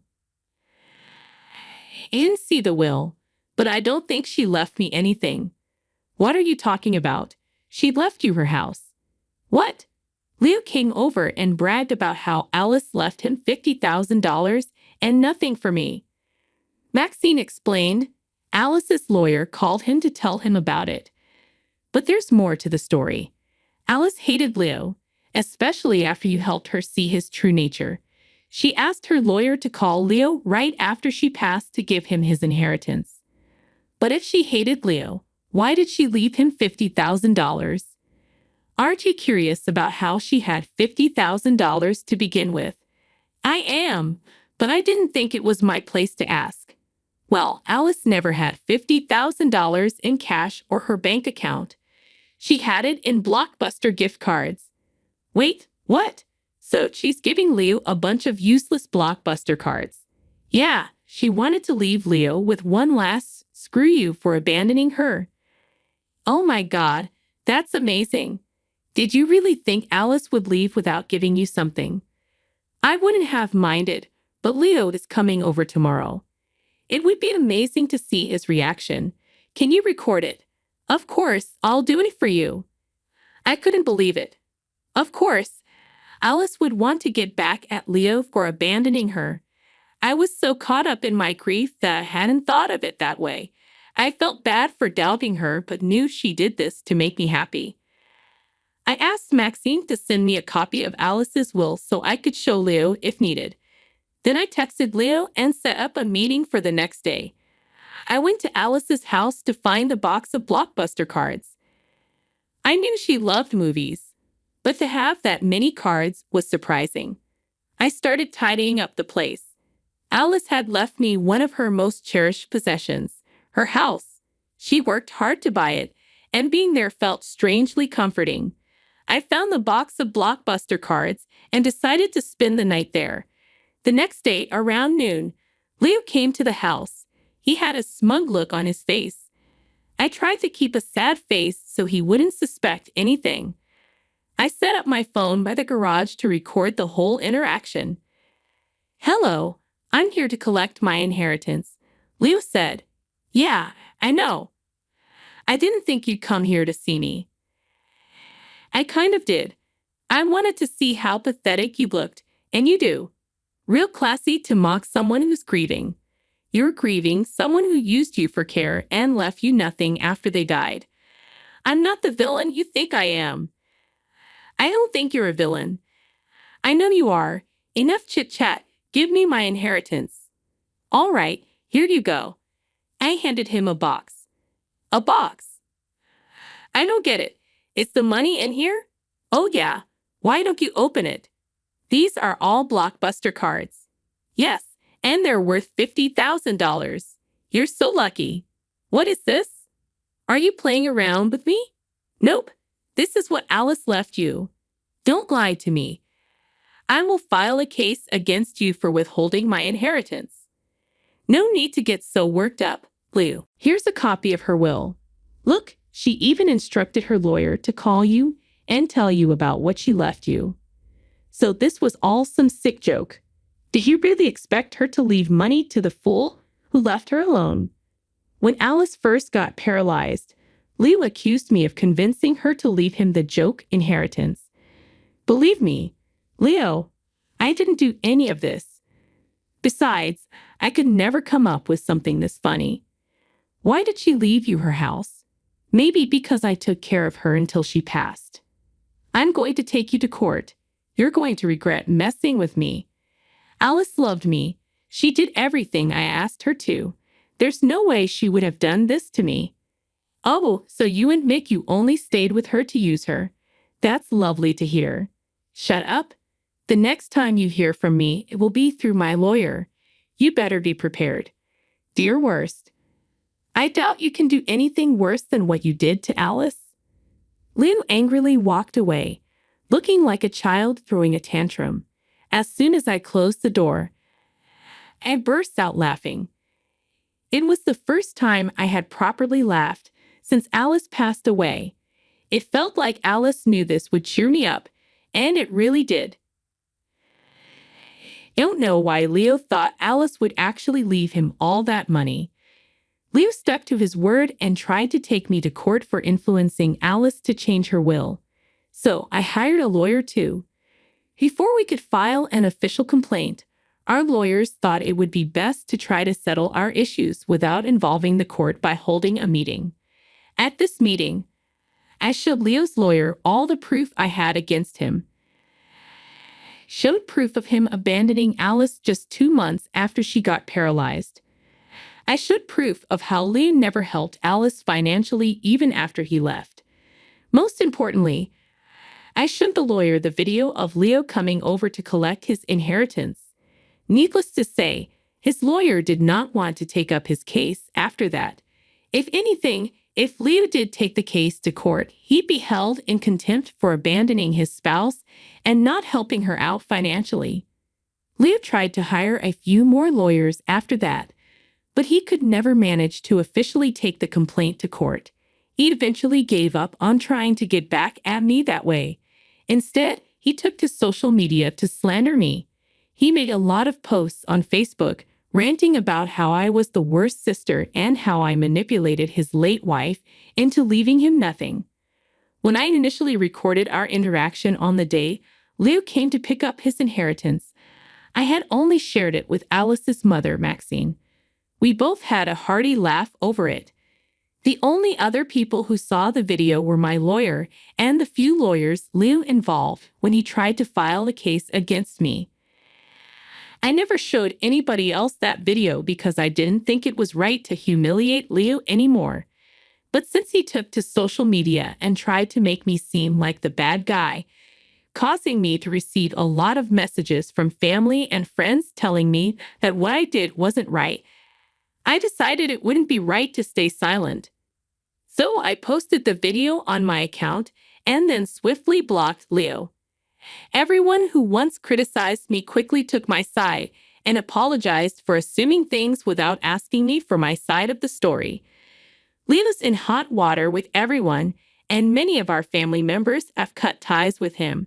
It turns out he had lied to them about how he'd been taking care of Alice. He told them he had to move to another state for work and left her in my care. Everyone had been praising him, but none of them knew the truth.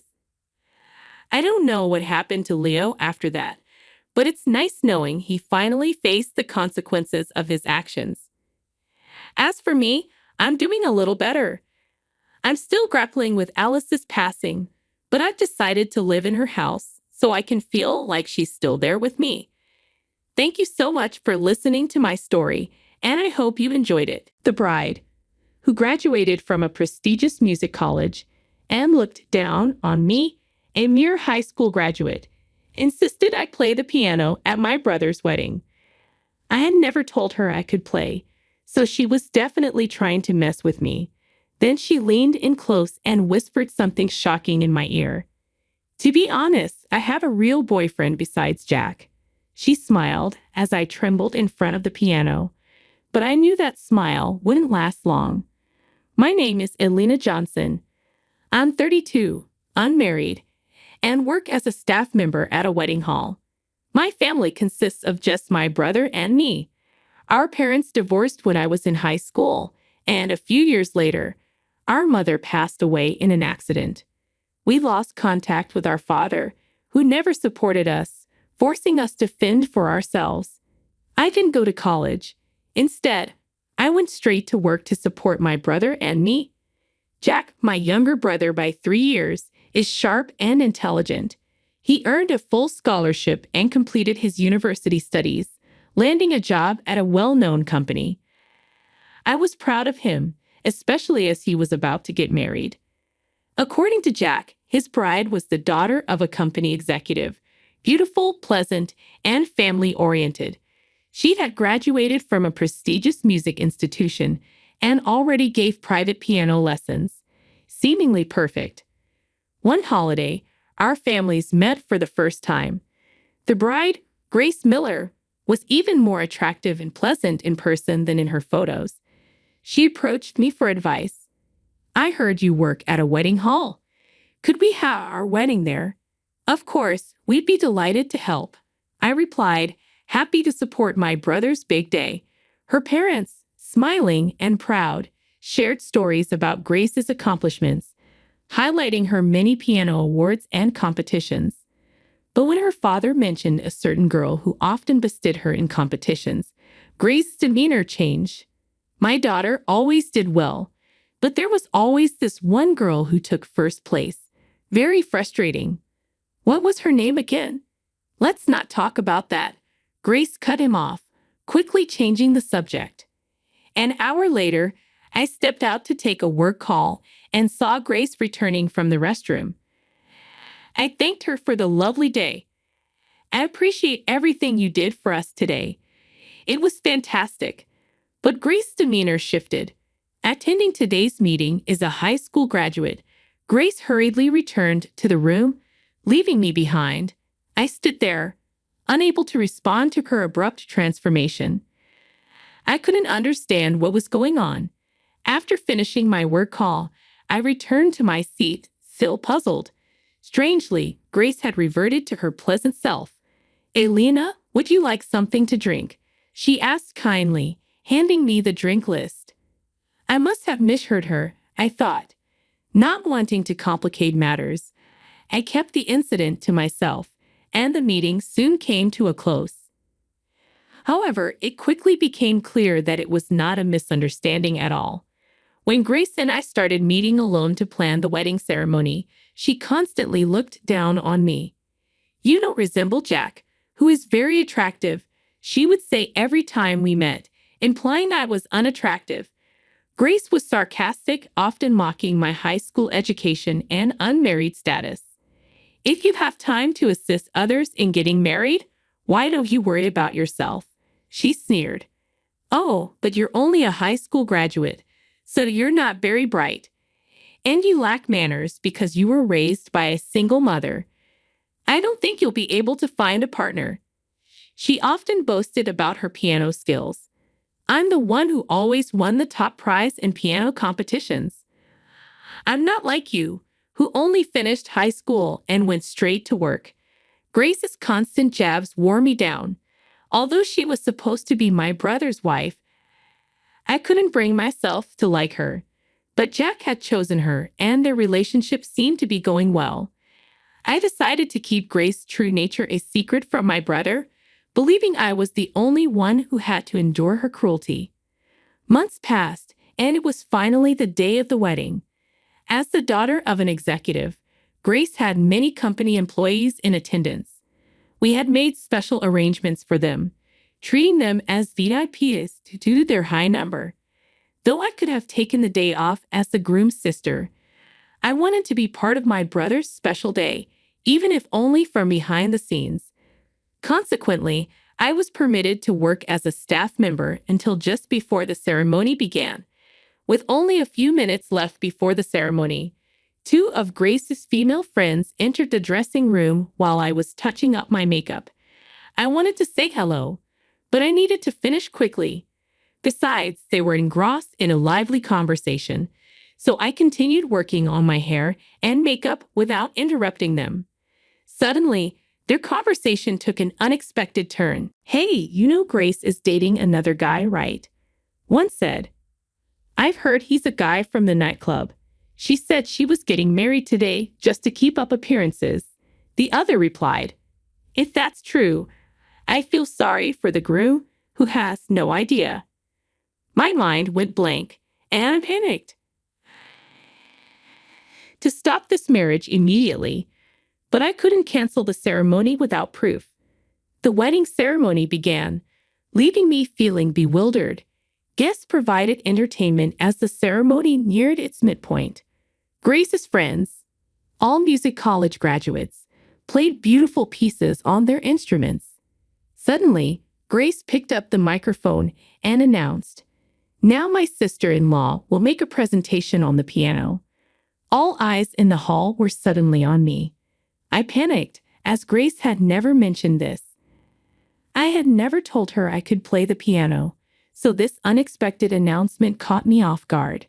This wasn't part of the plan. Grace was supposed to play the piano in the second half of the wedding, so it wasn't even ready yet.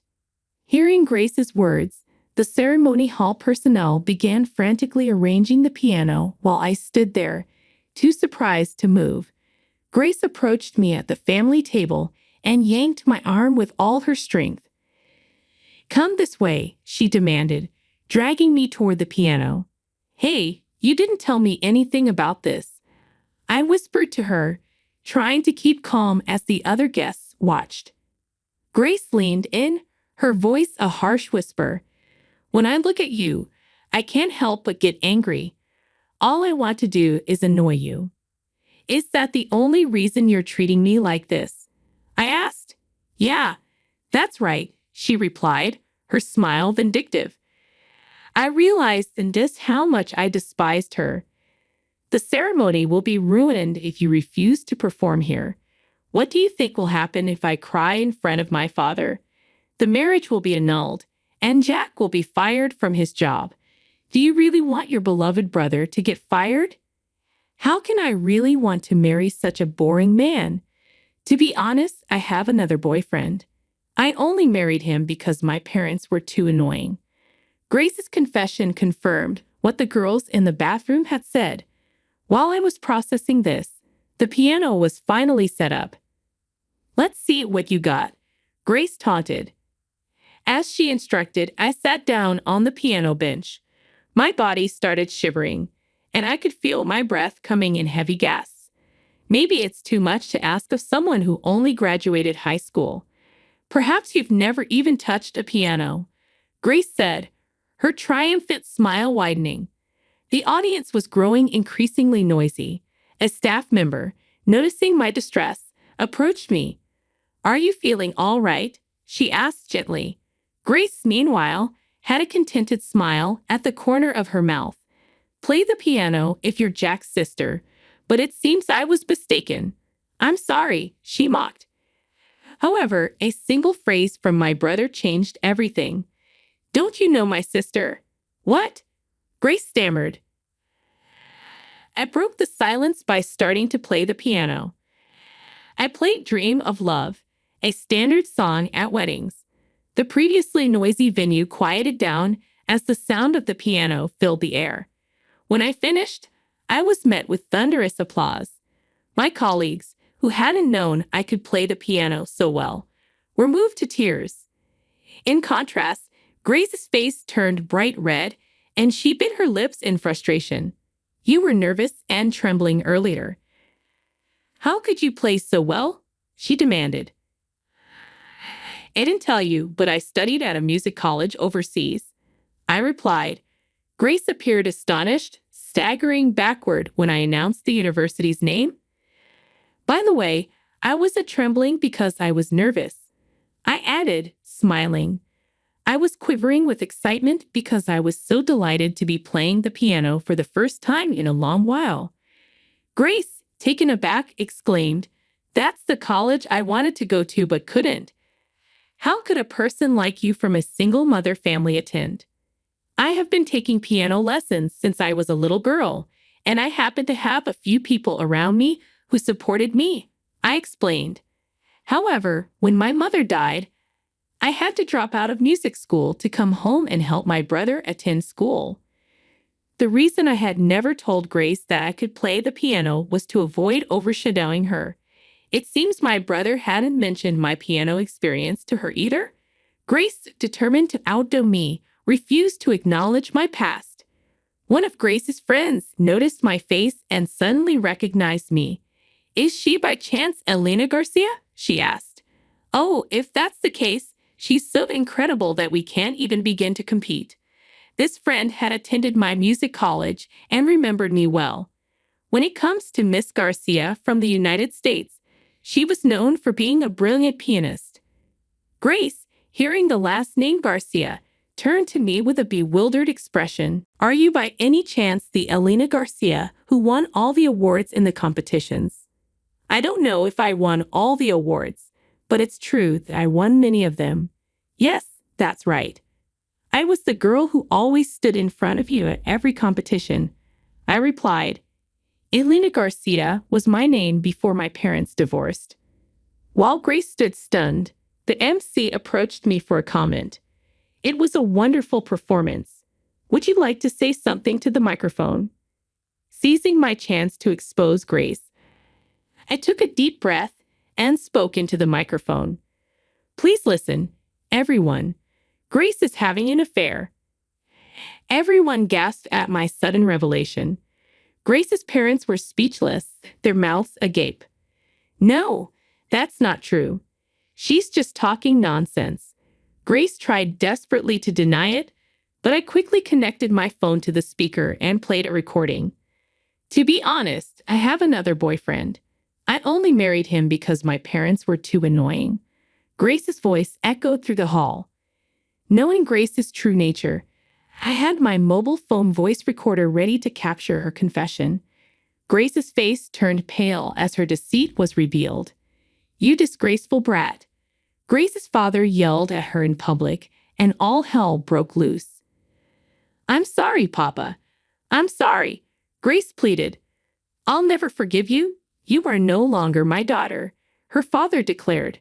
Then, as if pushing her away, Jack also accused Grace. "How dare you deceive me? I'm not marrying you," my brother declared. Please reconsider," Grace begged, but my brother was furious. "Apologize to my sister too," he demanded, pushing her away. Grace looked desperate, not knowing what to do. "Please forgive me. Everyone, please forgive me too," she pleaded, still thinking only of herself. "There was no apology to me. You've been insulting me for so long, and now you expect me to forgive you. You take far too many things for granted," I said coldly. "How will I ever be able to live on my own if Papa and Jack abandon me?" Grace cried. She confessed that the man she was having an affair with was a spendthrift and that she couldn't live on his money alone. "I don't care about your life anyway. I'm not going to forgive you," I responded firmly. Grace, finally in a tight spot, bowed her head to me. "I apologize for everything I've done." "I'm sorry," she said, tears spilling from her eyes. Her makeup had smeared and her eyes were dark. It was a pitiful sight, but remembering all she had done to me, I could not forgive her. "I feel nothing for you. You insulted me for graduating from high school and trampled on my darling little brother's heart. Never show your face in front of us again," I stated. Grace broke down in tears on the spot and was taken out of the ceremony hall by her relatives. Her parents then apologized to the attendees, and the wedding was abruptly canceled. After the attendees left, my brother and I had a discussion. "I'm really sorry if I made you feel bad because I fell for that woman," he said. "I'll be fine. Are you going to be okay?" I asked, concerned. "I need to sort out my feelings right now, but I'll get back on my feet soon," he assured me. I believed his words and decided to slowly watch over my brother. Later, he and Grace officially broke off their engagement. Jack received compensation, and Grace's parents cut her off, kicking her out of the house. Grace had managed her piano lessons with the support of her parents, but that was no longer possible. She began working part-time, but her lack of skills made it difficult for her to make ends meet. The man she was dating also dumped her as soon as he realized there was no more money. Jack, on the other hand, devoted himself to his work and was soon promoted. He was very happy that his efforts had paid off. As for me, I have been asked to play the piano more and more often at wedding ceremonies, and my days are now busy. I hope to bring excitement to many people with my piano performances. A classmate named Catherine, who had always looked down on me for some reason, once said, "Oh, he looks as dumb as you. I guess kids who drop out of middle school are also stupid." She was a Harvard graduate and good-looking but had a terrible personality. After looking at my son Ryan's face, she made this hurtful comment. I could tolerate being mocked myself, but it pained me when she insulted my son. Despite my usual patience, I raised my voice and said, "His education level doesn't matter. Just because you went to Harvard doesn't give you the right to speak to my son like that." Ryan then spoke in a cold voice, "Dad, this woman, it's Mrs. Smith, right? Should we fire her?" Although Ryan looked like an ordinary 10-year-old, he was far from ordinary. Catherine would soon realize this. My name is John, and back in the 8th grade, I was a very average student. I was part of the soccer team, sometimes on the bench and sometimes playing. Unlike the noticeable guys, I didn't have a girlfriend. I was just an utterly average 8th grader. I had one strength and one weakness. My strength was math. For some reason, math just clicked for me. I could solve problems without much struggle, even the advanced ones. I was the only one in my grade who could solve some tough problems, and I had held the top rank in math since admission. I especially loved binary numbers. It felt like a fun game to count in a system other than base 10. My weakness, or rather the person I couldn't stand, was a beautiful classmate named Catherine Smith. We used to play together in early elementary school and even visited each other's houses. But around our school trip in elementary school, she suddenly became distant and only spoke ill of me. "John, don't slack off during cleaning. Come on, take out the trash," she'd say, tossing the trash can at me. It wasn't just me slacking off, but Catherine would always target me. "John, don't just stand there. Put out the flame, you're so useless." During her science experiments, anyone could turn off the burner, but Catherine would always complain to me. She'd even say things like, "I can't touch that alcohol lamp now that John has touched it," as if I was something dirty. I wanted to retort, but Catherine was bold, beautiful, and one of the top-ranking girls in our class. I could never talk back and just took her remarks. I always thought that one day I'd prove her wrong, but the only thing I had over Catherine was math. However, she was decent at math and was top of the class in overall grades. Throughout middle school, Catherine kept targeting me, and as fate would have it, we ended up going to the same high school. So my high school life started with the same strength and weakness. Then, during my sophomore year of high school, my life took a 180-degree turn. My father, who was the backbone of our family, passed away. He loved fishing in rivers, and one morning while going fishing, he drove the wrong way on a mountain road and plunged off a cliff, taking his car with him. He never came back. Our family, which had been living a modest and peaceful life, was shattered. I can never forget my mother's face when she received the call from the local police. I'll never forget the pale face of my father when we rushed to the hospital. After my father passed away, my mother, who had always been a stay-at-home mom, decided to work as a temp.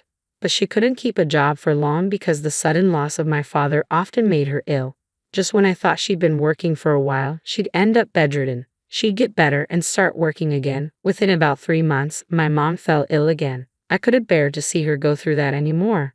I decided to give up on college and even drop out of high school to start working right away. I wanted to make sure my mom could go back to being a stay-at-home mom. I made up my mind the third time she fell ill. When I decided to quit high school, Catherine, who always criticized me, confronted me.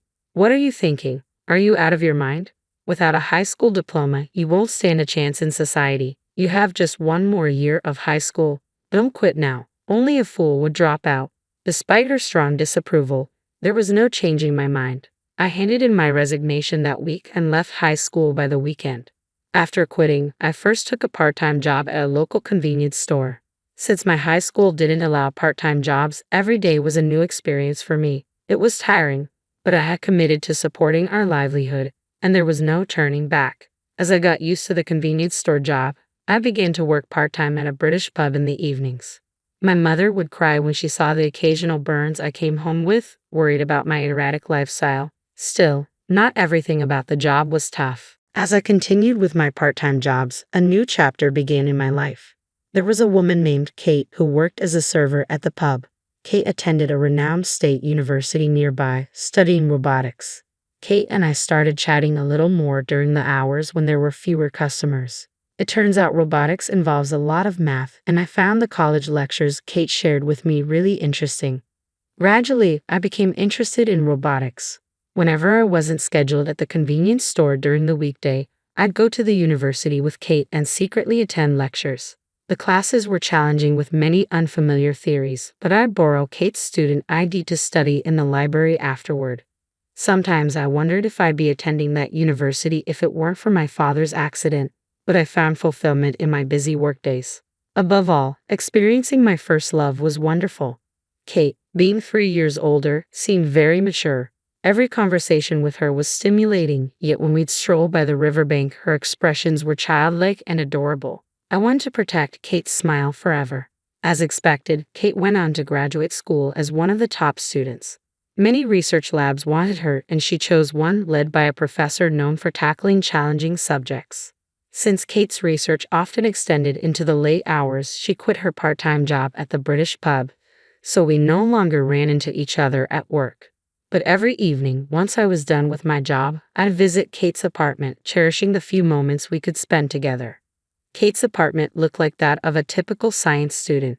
Aside from essential furniture and household items, there were piles of specialized books everywhere.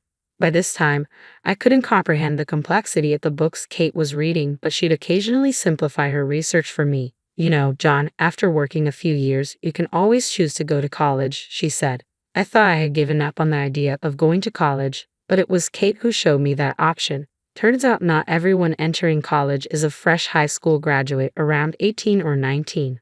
Many adults do it too. Those who worked after high school and then felt the urge to study more also enroll.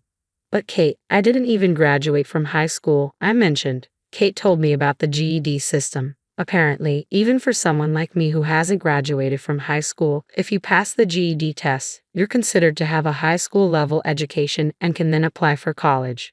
Right now, I don't have the money for college tuition and I'm maxed out just supporting my mom and me, but a new dream was born in me, to save up money and go to college someday. My dates with Kate were mostly in her apartment or on the university campus, but they were always a lot of fun. The university's cafeteria was affordable and tasty, and considering the appetites of college students, they had plenty of large portion options, which was great. Kate loved the parfait from the cafeteria.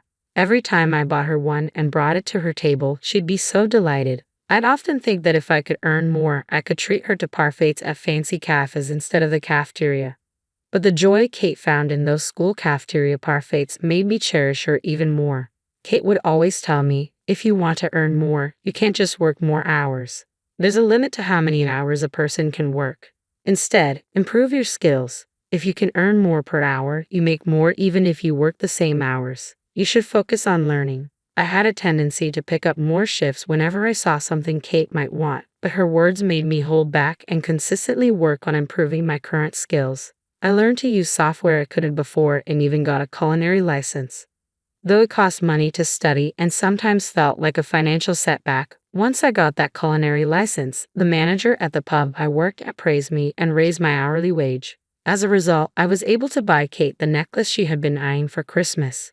With my improved computer skills, I got a job as a computer class instructor through a friend's recommendation, leaving my convenience store job that I had since dropping out of high school. Teaching computer skills to folks in the community meant a significant bump in my monthly earnings. Around this time, my mom, feeling healthier, started working part-time, reducing the financial burden on our household. Little by little, I started saving money. With savings in hand, I began to think about marrying Kate, and when Kate graduated from grad school in the spring, we joyfully tied the knot. Our life together, as she started her job as a researcher after her postgraduate studies, was incredibly happy. We rented a small place, and whichever of us got home first would make dinner, and we'd eat together every evening. Even the moments just lying together, I felt so happy being aware of Kate's presence beside me. I continued to juggle my jobs as a computer instructor and a part-timer in the pub's kitchen. One day, the manager approached me, saying he wanted me to run the kitchen for a newly opening pub. It seemed I was the only part-timer with a culinary license, so my hourly wage increased a bit. "John, let's save the extra money for when you go to college someday," Kate suggested. Even though I wanted to treat her to all her favorite foods, she said, "I'm quite content with my current life. You should definitely go to college. You love math so much." Kate wouldn't let me use the money for our date nights. I even proposed sending more money to my mom, but after hearing from Kate about college, she refused. That's how I began saving for college. Then one day Kate, blushing, told me something. "I'm pregnant." We were truly at the peak of our happiness. Our son Ryan turned out to be an astonishing prodigy, much to our surprise.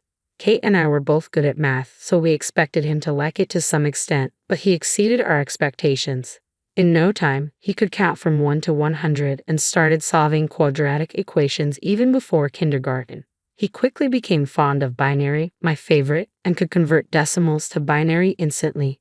Kate continued her work part-time, and after finishing her research at the lab and picking up Ryan from daycare, she'd chat with him about math and ways he could understand it.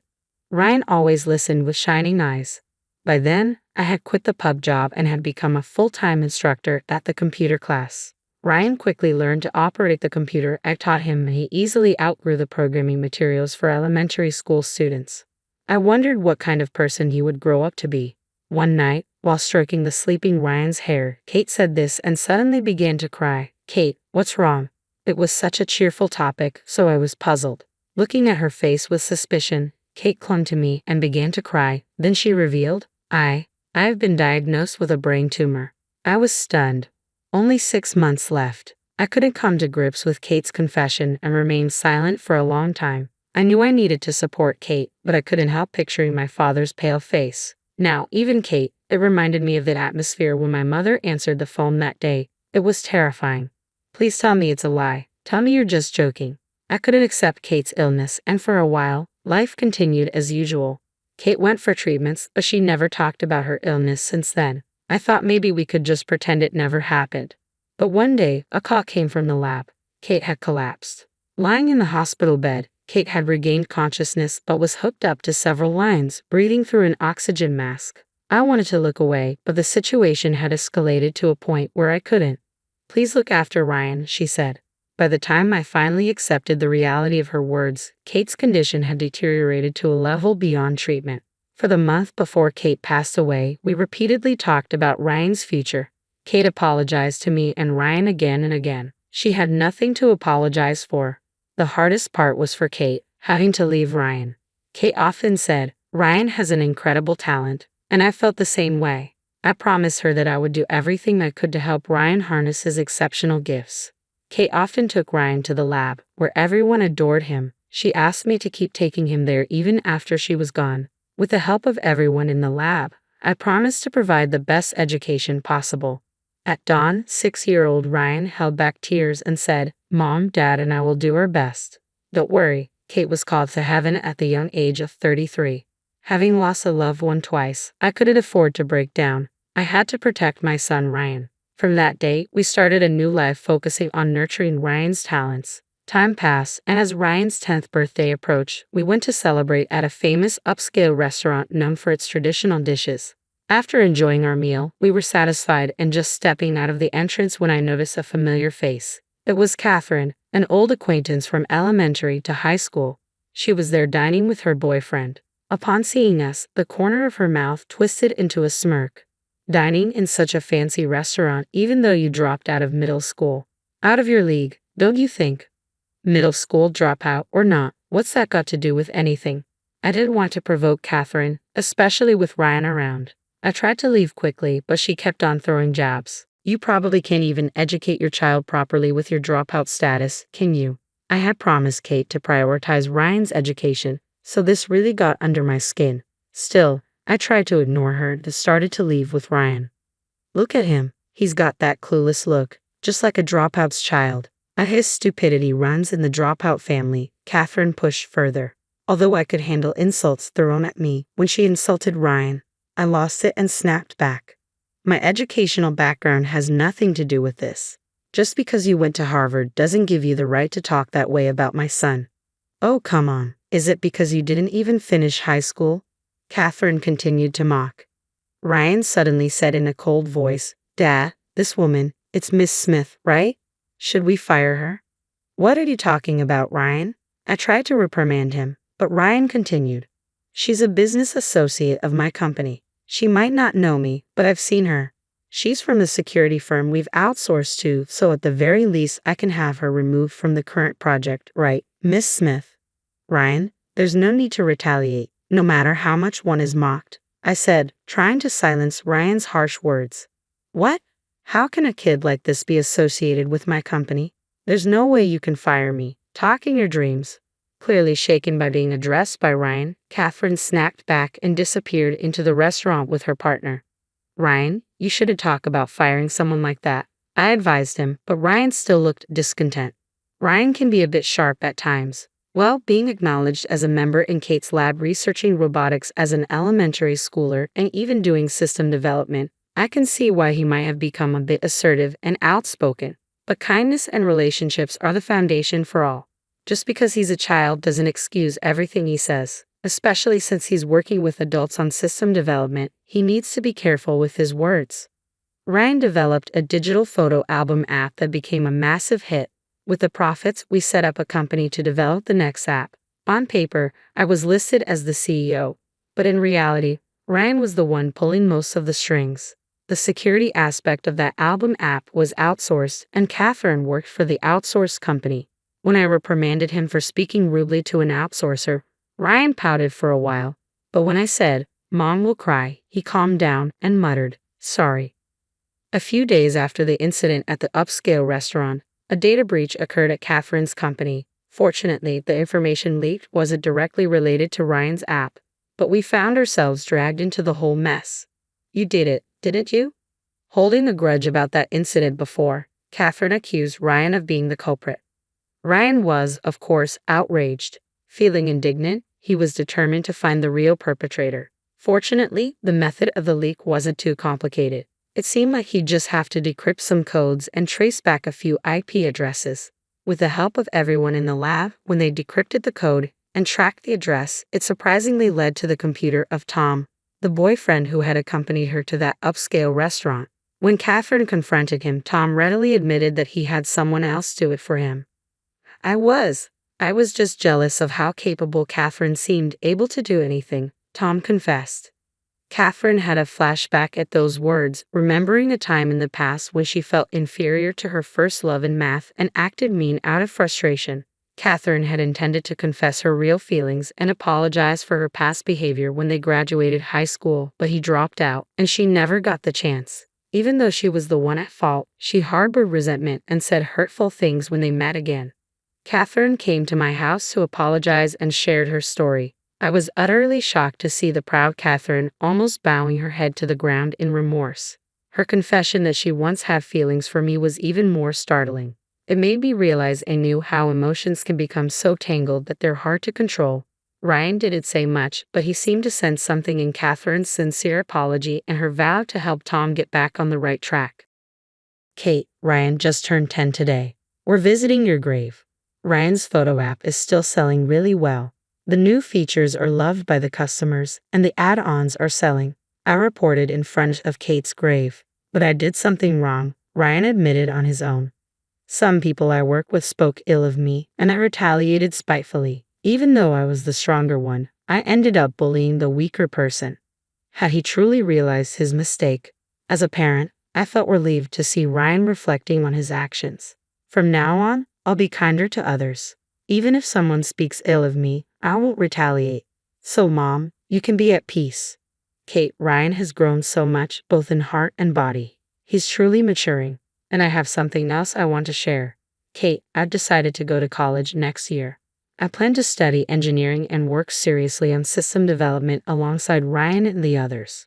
It would be really reassuring if you joined the development team, Ryan exclaimed with enthusiasm. I used to only be involved in company management, but honestly, I've always wanted to be part of the development, not just for bug checks, but to be deeply involved. I thought going to college would be the best way to achieve that. When I grow up, I'll go to college too. I want to attend the same one Mom did. You already visit college research labs, don't you, Ryan? But you should definitely go to college, maybe even grad school. Yeah, and in the future, I want to be a researcher like Mom. I'll leave the company to you, Dad, Ryan said with a mischievous grin. Kate, he's growing up so strong and capable. It seems like it'll be a long time before I come to see you, but by then, I'll have plenty of stories to share. So please wait for me there, I whispered to Kate in my heart. John, Ryan, I will always be watching over you. It felt like I heard Kate's voice carried by the wind. All right, Ryan, let's grab some ice cream from the campus cafeteria on our way home. Yay, Ryan cheered. We started walking hand in hand on our way home, the scent of spring beginning to mingle with the air. Hello, my name is Serena, and I'm 37 years old. A lot has happened in my life over the past few months, and I thought I would share my experience with you. I also want to give a word of caution. Always listen to your gut. Not all family members can be trusted, and it's better to be safe than sorry. My story begins when I met my husband, Danny. We both worked at the same company, albeit in different departments.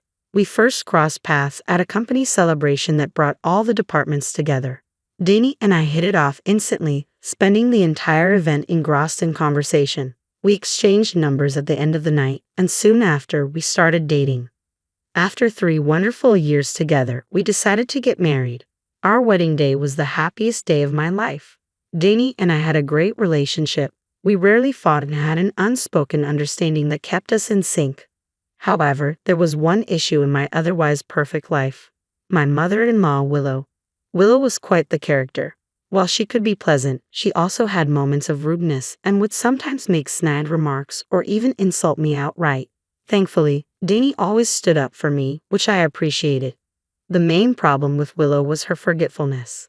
Whether it was due to an actual memory issue or something else, she constantly forgot things. Despite our suggestions to seek help, she refused, insisting she was fine. But I started noticing that her forgetfulness seemed selective, especially when it came to me.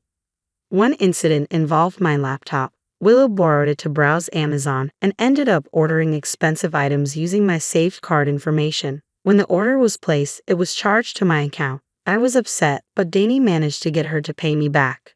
Another time, Danny and I were planning a short trip and needed someone to care for our cat. My friends were unavailable, and my parents were out of town, so I reluctantly asked Willow.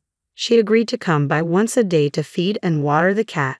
When we returned, our house was infested with ants and my cat's food bowl was overflowing and crawling with them. My poor cat was itchy all over from the ants. Furious, Danny and I went to Willow's house. Welcome back. It's lovely to see you both, she said. Really, what did you do? I asked, unable to hide my anger. I asked you to do one thing, Mom. Why didn't you take care of the cat? What are you talking about? I did. I filled the bowls with food and water. Yeah, you overfilled them, and now the house is crawling with ants. The cat couldn't eat or drink because of them. Did you even go over every day like I asked? I went over the first day after you left and filled the bowls really well. I figured if I put a lot of food and water, the cat would be fine for a while. Mom, that's not how it works, and you know it. Pardon me for not knowing how to take care of pets. You know I hate them. So you only went over one day? Yeah, I forgot about the cat after that. If you knew you couldn't take care of the cat, why didn't you just tell me? I wouldn't have asked you. Look, is the cat alive? Yes, that's all that matters. That was a very crappy thing for you to do. I need you to apologize to Serena. Sorry, Serena. I was really upset about how casually Willow treated the whole situation. Even after she apologized, she didn't seem remorseful. I walked away because I didn't trust myself not to explode at her. I was fuming, and seeing her act like it was no big deal made me want to scream. Danny followed me out and apologized on his mother's behalf, but I wouldn't let him. He had nothing to do with her actions. We got the ant infestation taken care of, and a vet visit later, my cat was fine. I'm sharing this story because in hindsight, I should have recognized the signs of Willow's callousness and carelessness. If I had stood up to her then, I could have avoided a lot of pain later on. About a year after the cat incident, I got pregnant with my son Eric. The pregnancy was tough, with all the worst symptoms. To make things worse, I went into labor early and Eric was born prematurely. I couldn't hold him for 2 weeks. Those 2 weeks were incredibly hard on Danny and me. When I finally held my son, I knew I could never let anything bad happen to him. Danny felt the same way, and we decided not to let anyone from our families or friends meet our baby immediately. We wanted some family bonding time and to protect Eric during his most vulnerable months. I took time off work to care for Eric. Danny and I decided it was best for me to stop working until I recovered and Eric was older. Thankfully, I didn't have to quit my job as I was given a year's maternity leave and the ability to work from home. 3 years passed quickly. Eric was growing well and adored by everyone in our lives. But those 3 years were always busy with work or taking care of Eric. Danny and I realized we hadn't spent any real time together, so we decided to go on a date one weekend. Danny mentioned it to Willow, and she insisted on babysitting for us. Despite a gut feeling not to let her, we agreed after a small discussion. Our date was great, but when we returned to Willow's place, her car was not in the driveway. Alarm bells rang in my head. Danny and I tried to remain calm, but there was no answer when we rang the doorbell. Panicking, we used a spare key to get in. Eric was lying in bed, crying. I picked him up, furious. Danny searched the house but couldn't find Willow. Willow returned 10 minutes later. I angrily confronted her. Where the hell were you? Oh, I got a call from a friend in town and went out for coffee. So you just left Eric here?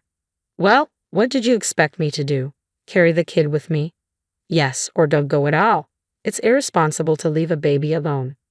First of all, that's stupid. It would have been annoying to deal with a crying baby while catching up with a friend. Secondly, the house was a mess and I didn't want my friend to see that. Are you serious right now? How can you treat this so casually?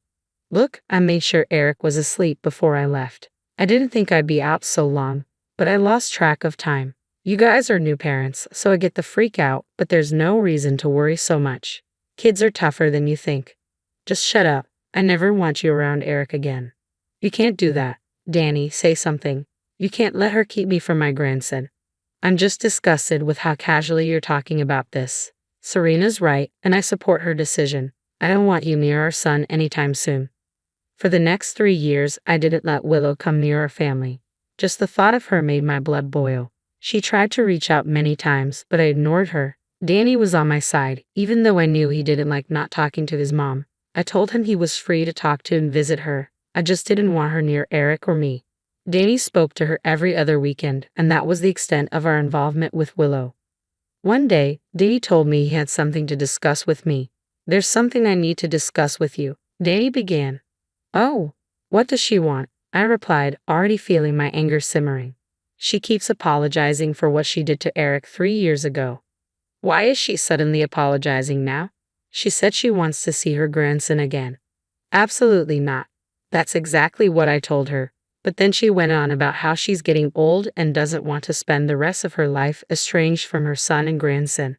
That's a fate she chose for herself. I know, but you can't possibly be considering letting her back into our lives. She just seems so apologetic. Yeah, probably because she has something more devious in mind.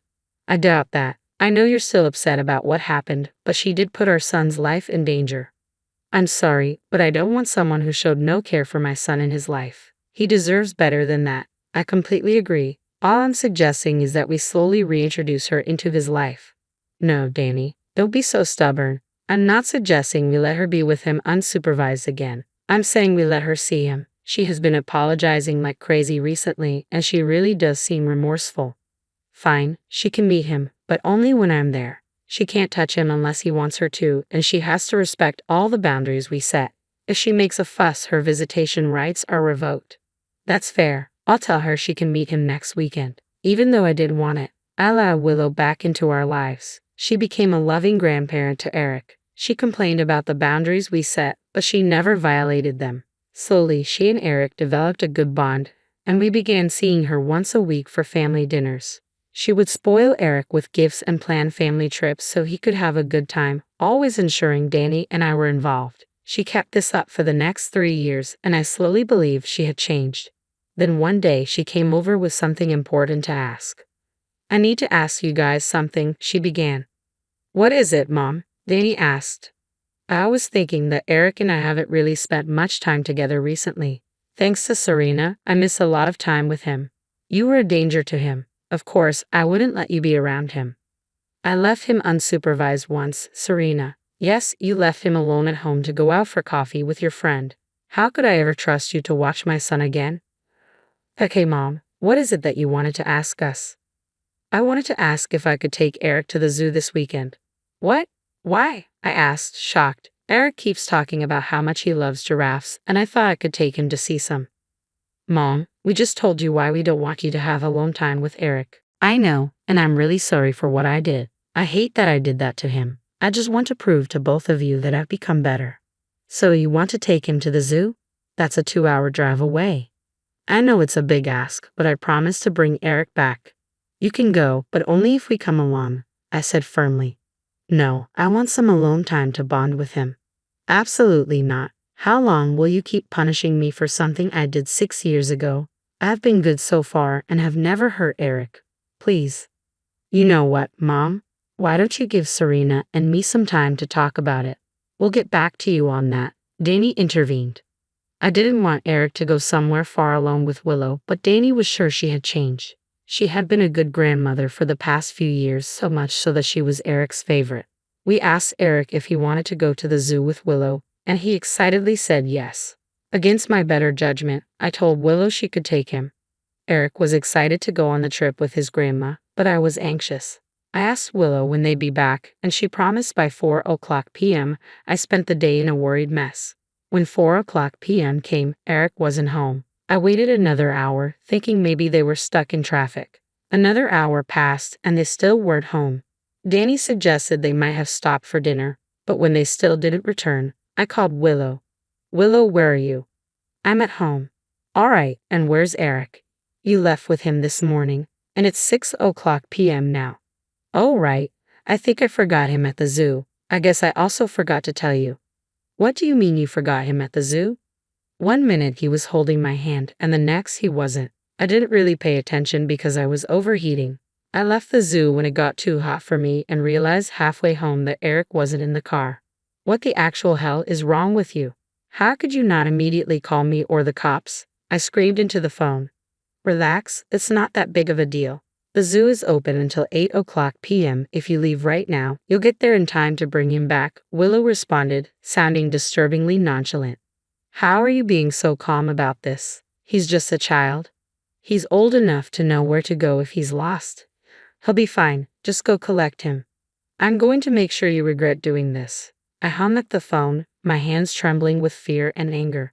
Danny and I drove as fast as we could to the zoo. He kept apologizing for convincing me to let Willow take Eric, but I knew I should have been smarter about the decision. It was only natural to trust someone who was supposed to be family.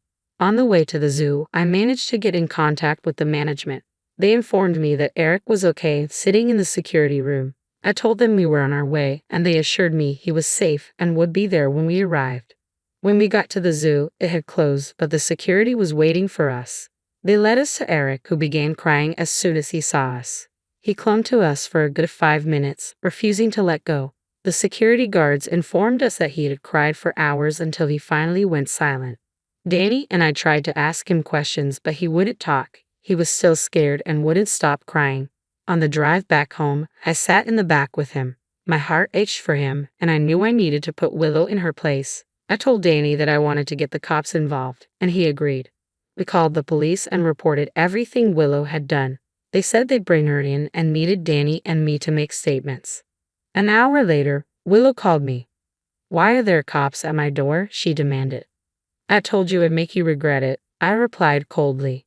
"It wasn't a big deal. You got the police involved in this? You put my child's life in danger. Why wouldn't I get the law involved? You got him back, didn't you? I was only trying to get back at you for keeping him away from me for so long. It's not that deep. So you decided to traumatize my child for some petty revenge. The kid will get over it. You need to stop coddling him. This is why men in this generation are so sensitive. You need to teach your kid to be a man. My child is a child. His gender doesn't matter. He's expressing how scared he was when you abandoned him in a crowded place hours away from home. Get the cops away from here now. They won't stop banging on my door. What would you have done if Eric got injured or kidnapped? Would you be this nonchalant? He's fine. Stop talking about hypotheticals. You deserve jail time. I will press charges, and there's nothing you can do about it. Goodbye, Willow. After that, Danny, Eric, and I were called to the police station to give our statements. Danny and I both recounted instances of Willow being careless and endangering Eric. Then the cops asked Eric to tell them what happened. He was afraid, but I managed to calm him down. One of the officers offered him a donut, which helped him relax a bit. He didn't talk for a while, still processing everything. The police let us take our time. Danny and I engaged Eric's attention, trying to make him feel safe. Finally, Eric opened up and told us and the police that Willow had left him at the zoo in front of the lion enclosure. She had told him she had a surprise and made him cover his eyes and count to 10. When he opened his eyes, she was gone, and she never came back for him. Thankfully, he found security who kept him safe until we arrived. I was furious and asked the police to be serious about dealing with Willow. They assured me they would. Over the next few months, Danny and I attended several court trials against Willow. She was charged with child desertion and endangerment and was eventually sentenced to 10 years in jail. Willow looked devastated, but I felt a weight lifted off my shoulders. I no longer had to worry about my son being put in dangerous situations by her. Eric has been getting better. One of the first things Danny and I did after the incident was put him in therapy. It has been helping him a lot. Danny and I are slowly getting through this as well. I know it's been harder for Danny, considering his own mother put his son's life in danger. It's slow progress, but we're learning to live normally again. Thank you for listening. Every time she gets a chance, my daughter-in-law, Jasmine, treats me like a poor old woman living off a pension. I came all this way to visit, and this is what I get. Such a shoppy place, so disappointing. Well, I guess this is what you get on a pension. I can take whatever is said about me, but I can't stand it when someone insults this shop. My name is Susan. At 65, I'm still quite active for my age. My husband, John, passed away 3 years ago at the age of 70. He fought hard against liver disease, but sadly couldn't beat it. John was a craftsman and fought bravely without much complaint until the end. He was 8 years older than me, and I had always been prepared for the possibility that he might pass away before me. However, his death came sooner than I expected. For a while, I was like a shell of my former self, but thanks to friends and neighbors, I gradually regained my spirit. Now I'm enjoying my time alone, attending career classes, a hobby of mine from way back, and going to the theater with friends. Another significant event happened after John passed and things settled down. My eldest son, Louis, got married. I thought it would be something to cheer me up. John and I had 2 children. Our eldest, Louis, is now 37 years old and works as an IT engineer. He's freelancing now, mainly working from home, and apparently he's earning more than he did as a salaried employee. Teresa, our daughter and Louis' sister, is currently on an overseas assignment. She hardly ever gets to come back home. Louis finally married in his mid-30s, but for Teresa, it seems her job comes first, and marriage seems far off for her. Speaking of putting the job first, that's Louis's wife, Jasmine. Jasmine is 9 years younger than Louis, currently 28 years old, an even larger gap than between John and me. I first met Jasmine 2 years ago when Louis said, "I decided to marry this person," and brought Jasmine to our house. Louis was attracted to the hardworking Jasmine, and surprisingly, it was Jasmine who strongly desired to marry. She was a slender beauty in a well-tailored suit from a high-end brand, the epitome of a career woman, just like those seen in TV dramas. She exuded an aura of competence, and her views expressed during our family meetings were quite modern. We want to be a couple who respect each other's independence and freedom. Just because I'm a woman doesn't mean I'll give up on advancing my career. I'll work hard. I think we probably won't have children, she said. According to Jasmine, raising children is a hindrance to career advancement. She wants to earn her own money and enjoy freedom without being tied down by family life even after marriage. However, I was somewhat taken aback by what Jasmine said next. Living on a pension really seems like living in poverty, doesn't it? Money is really important. I have to work hard and earn. Living in poverty? I don't know what kind of lavish lifestyle the career woman Jasmine dreams of, but it's none of her business. I'm quite satisfied with my current life, which suits my means. Even the usually calm Louis had to gently chide her. Hey, Jasmine, don't say things like that. It was a worrying first encounter with Jasmine. The first Christmas after Louis and Jasmine got married, they came to visit my house. Maybe because of her busy job, as soon as Jasmine arrived. Oh, I'm so tired, Jasmine said as she sat on the sofa and didn't move. Even on Christmas, she seemed preoccupied with work, constantly staring at her mobile phone and tablet, never leaving the sofa. Louis, I want some coffee. Louis, I'm a bit hungry. Bring me some snacks, she ordered from the sofa. Louis dutifully brought her coffee and snacks. It's good that she's dedicated to her work, but as a mother, it pains me to see my son so casually used by Jasmine.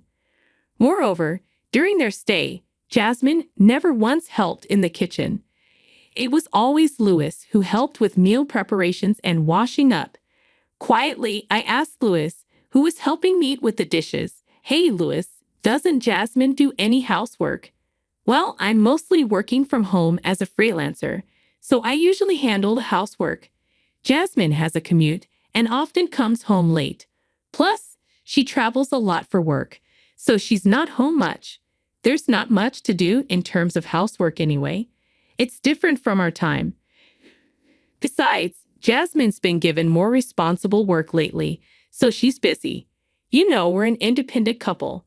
Jasmine likes to manage her own stuff, though I mostly take care of the house. Well, if you're okay with it, I won't interfere. Jasmine can be a bit harsh in her way of speaking, but think of it as her fighting through the tough world of work. Please be a bit more understanding, Mom, Louis said, always mild-mannered. Since then, only Louis has come home for summer vacations and Christmas. Jasmine's too busy with work to come. He always says Jasmine has a lot of business trips and often works on weekends. Recently, she's hardly ever at home.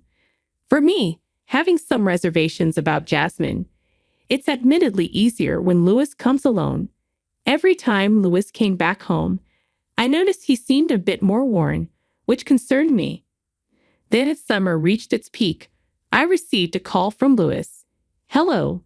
This summer break, Jasmine and I will come to visit for the first time in a while." "Is that so?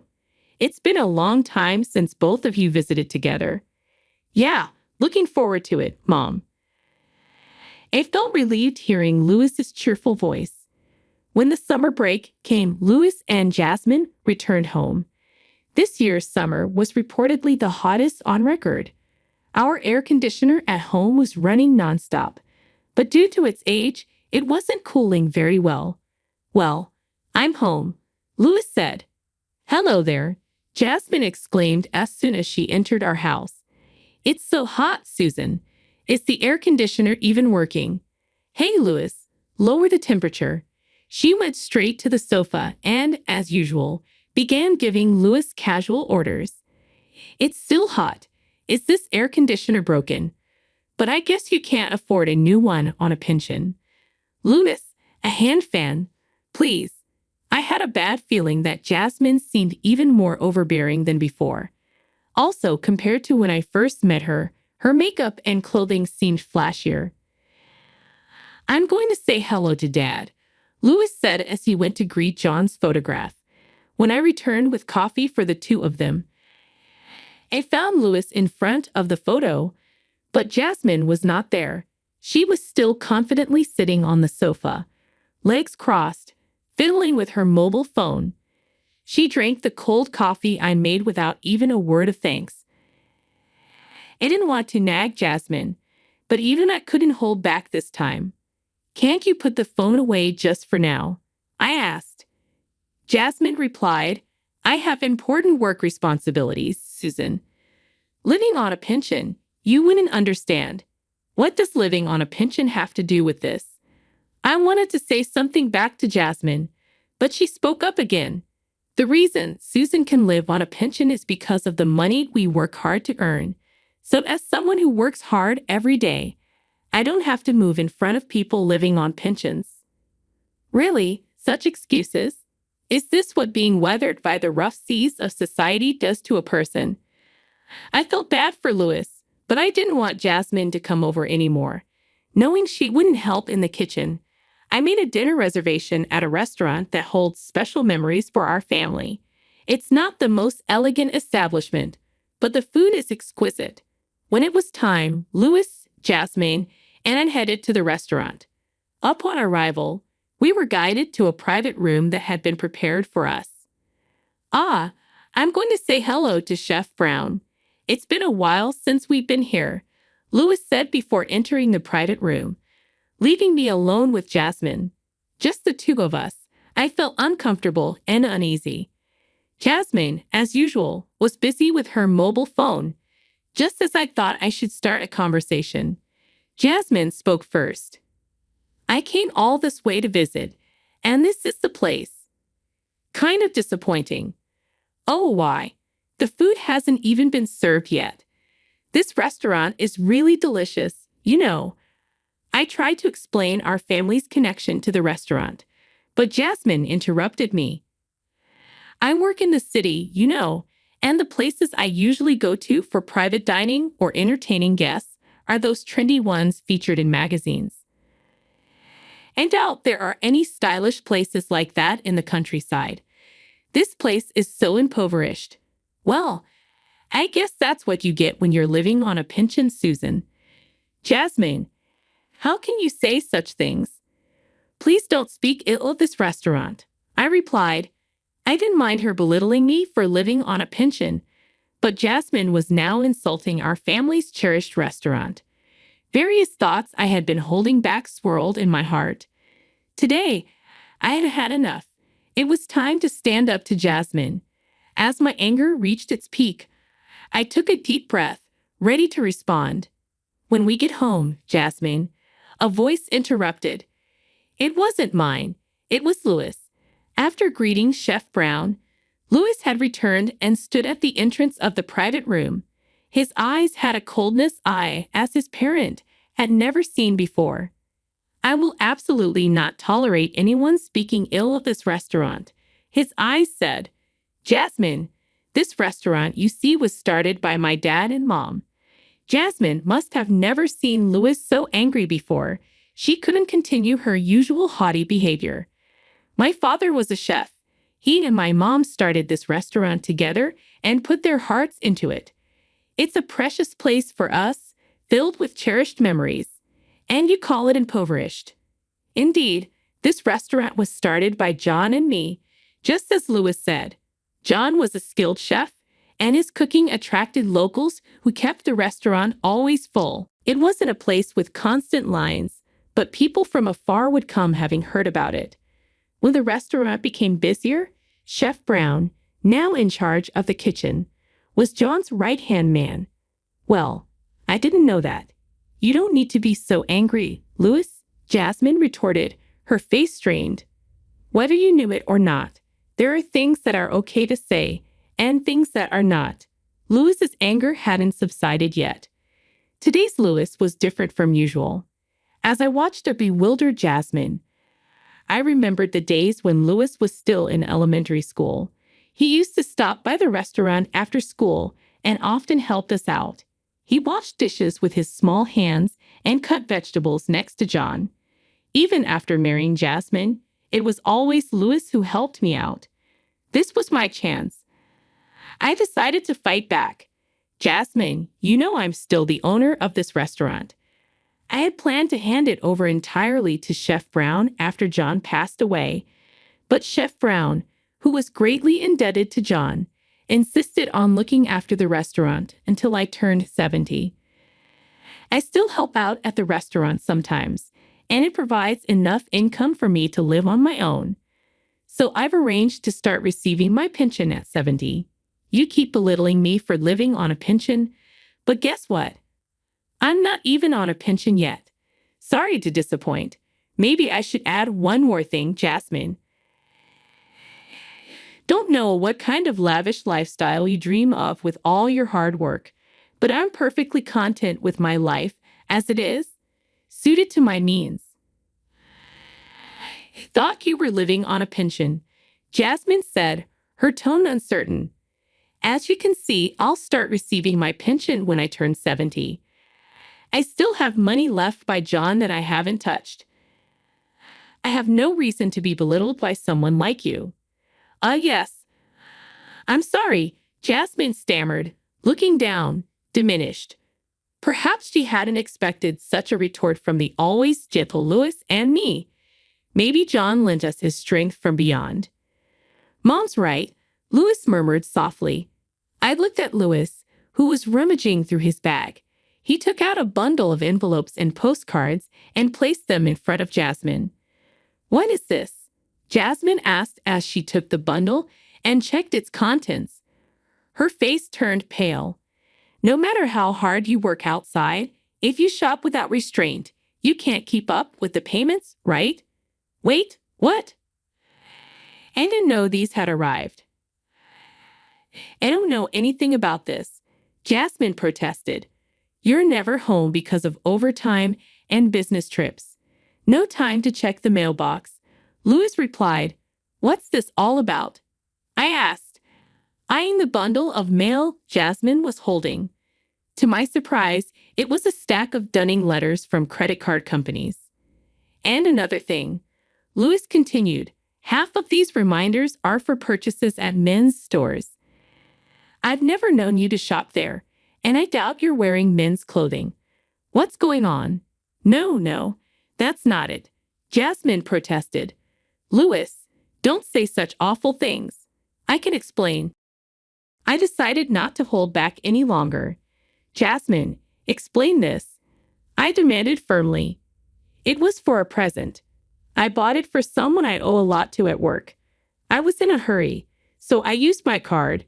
Jasmine stammered, her face reddening and her makeup starting to melt. For someone you owe a lot to, Louis repeated, pulling out another, larger envelope from his bag and thrusting it at Jasmine. What now? Jasmine hesitantly opened the envelope, her face turning pale. Inside were photos of her walking arm in arm with a flashy young man, entering an apartment building with him. The most damning evidence was left unspoken.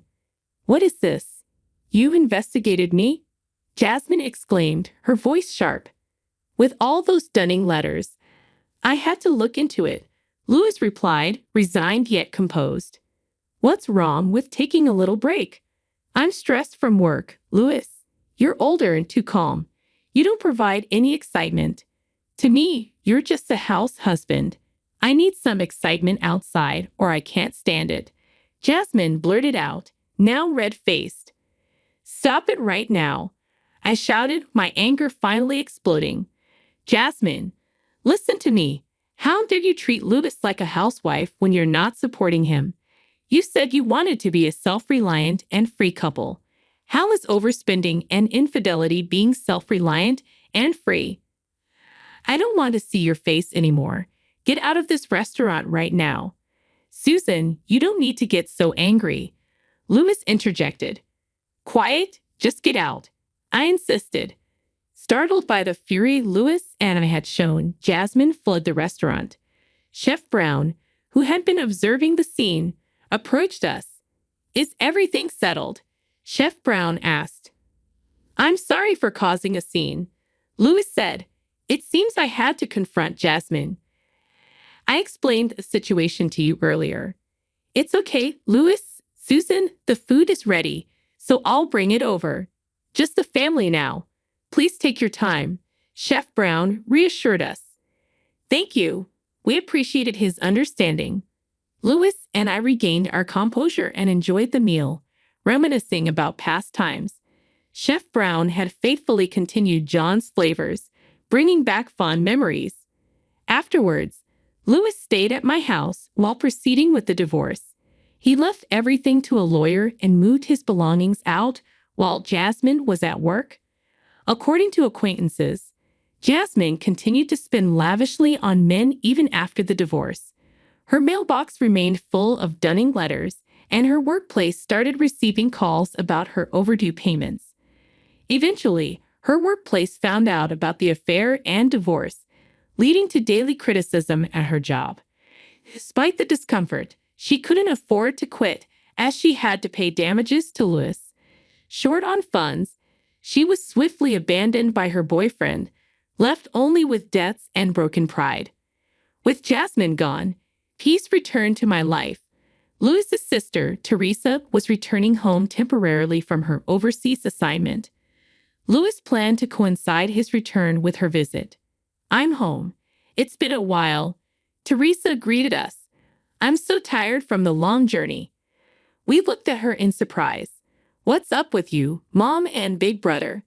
"Oh, right, I need to greet Dad first," she said, heading towards John's photo. That evening, for the first time in a while, Louis, Teresa, and I gathered around the dinner table and had a wonderful time.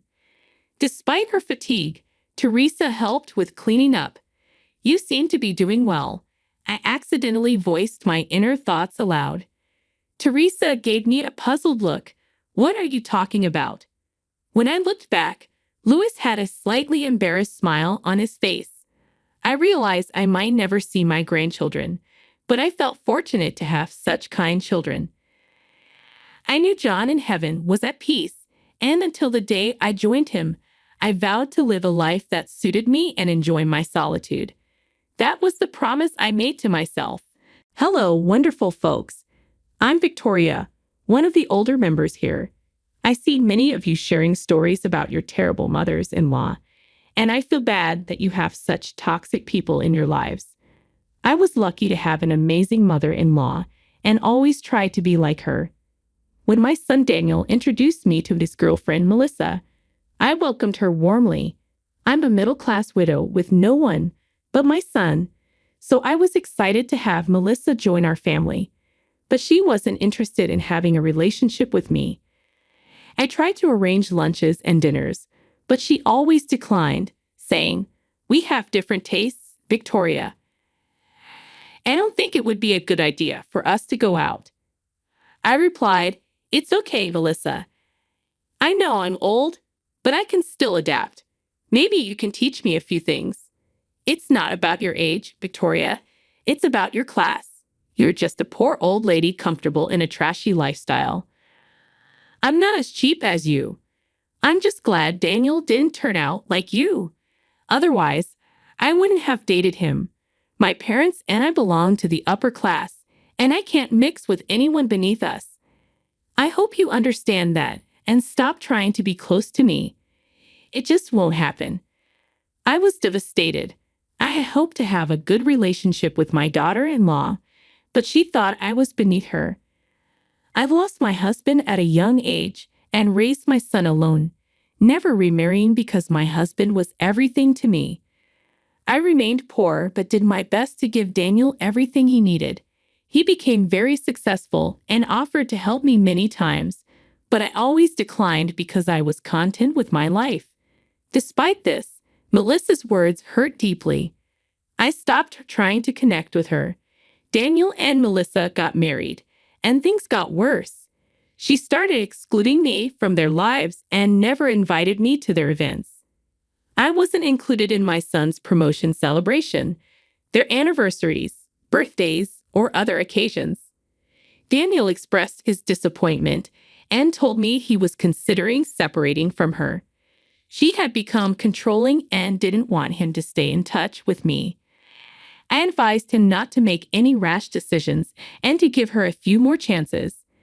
Then Melissa got pregnant with a daughter, and separation was no longer an option. Even after the baby was born, things didn't change. She excluded me from the baby shower and gender reveal and didn't let me meet the baby at the hospital. I never complained because I didn't want to cause trouble. For 6 years, I continued to be excluded from my son's family. I had a great relationship with my granddaughter, but Melissa started to stop that too. I was at my wit's end because I had a feeling Melissa was planning something drastic against me. My suspicions were confirmed when my son showed up at my house looking very down. "Daniel, you don't look well. What's the matter?" I asked. "Mom, I can't do this anymore. I tried everything. I stayed for years, hoping things would change, but it's only getting worse. I can't even talk to you without worrying about starting a fight at home. Is Melissa creating problems again, Daniel? It breaks my heart to see you like this. You don't have to come to see me if it means more trouble for you. Mom, I need you in my life. I don't like how Melissa tries to control me. I've been unhappy in this marriage for a long time. I never thought she'd create a divide between us. I even overheard her talking to her sister about how she planned to stop you from seeing my daughter." I was shocked by Daniel's words, though not entirely surprised. Melissa had been acting very strange, always making excuses when I asked to see my granddaughter. It was already suspicious, and now I was scared I wouldn't get to see my granddaughter anymore. Daniel's words confirmed my fears. "Daniel, did you confront her about this? What did she say?" I asked. "Mom, what would I even say? I'd always had a feeling Melissa was making decisions behind my back. If I question her, she just screams and throws things, which traumatizes our daughter. That's not okay, Daniel. If you don't want your child around me, I would understand and respect your wishes. Mom, are you crazy? Why would I ever do that? You're the best grandma and mother ever. My daughter would be devastated if her mother went through with this plan." Daniel looked stricken with grief and anger. It broke my heart to see him suffering so much. He had truly made a mistake in choosing his life partner. I didn't want to meddle in my son's relationship, so I kept my mouth shut. I didn't protest when Daniel pulled away because of his wife. I wanted him to be happy, even if that meant not staying in contact with me. Had I known how horrible his situation was, I would have helped him sooner. I comforted him and said, "Daniel, ignoring these problems and staying quiet isn't a solution. You're clearly miserable and need help. You need to stand up to your wife. If she loves you, she will be willing to change. Mom, that's never going to happen. I've begged her to get help, suggested couples counseling, and tried everything. She doesn't listen. I did my best, but I think it's time for a divorce. I think you should consider all aspects before making a decision. Why don't you go home and try to talk to Melissa one last time? After that, I will support whatever decision you make." Melissa was a difficult woman, but she was still Daniel's wife. Even if she didn't like me, I would have been happy if my son was happy. But it was clear that Melissa was toxic to my son. I believe everyone deserves a last chance before facing consequences. I hoped for their child's sake that she would come to her senses and improve her behavior. My son was desperate for change and said, "I will give her one chance. I'll talk to her and lay down my terms. If she doesn't listen and tries to cut you out again, then I'll file for divorce." Daniel said, "I'll talk to a lawyer and have the paperwork ready. I will only file if and when she messes up. Promise me you'll let me know if that happens." "I promise, Daniel," I replied. "I can see how unhappy you are. I feel so bad for you. I don't want you to live like this. If Melissa doesn't change, it will start affecting my granddaughter too." "That's exactly why I've been considering divorce," Daniel said. You asked me to give her one chance, so I will. But if she tries to act smart, I won't have any second thoughts. I agreed with Daniel because I didn't want him to be unhappy. If Melissa remained uncooperative and entitled, he deserved to separate from her and live a healthy life. I also wanted my granddaughter to have a healthy home life. So I agreed to tell Daniel if Melissa did something wrong again. Daniel went home and talked to his wife about their problems. To no one's surprise, she blew up at him, calling him names and accusing him of choosing his mother over her. They had a massive fight. However, this time, things were different. Melissa saw that Daniel wasn't backing down or caving into her demands. He was adamant about standing up to her. This was a big blow to her. Later, Daniel told me, "Melissa didn't expect me to stand my ground, Mom. I think that's why she asked for a second chance and promised to improve herself. She even promised not to cut you off from our daughter.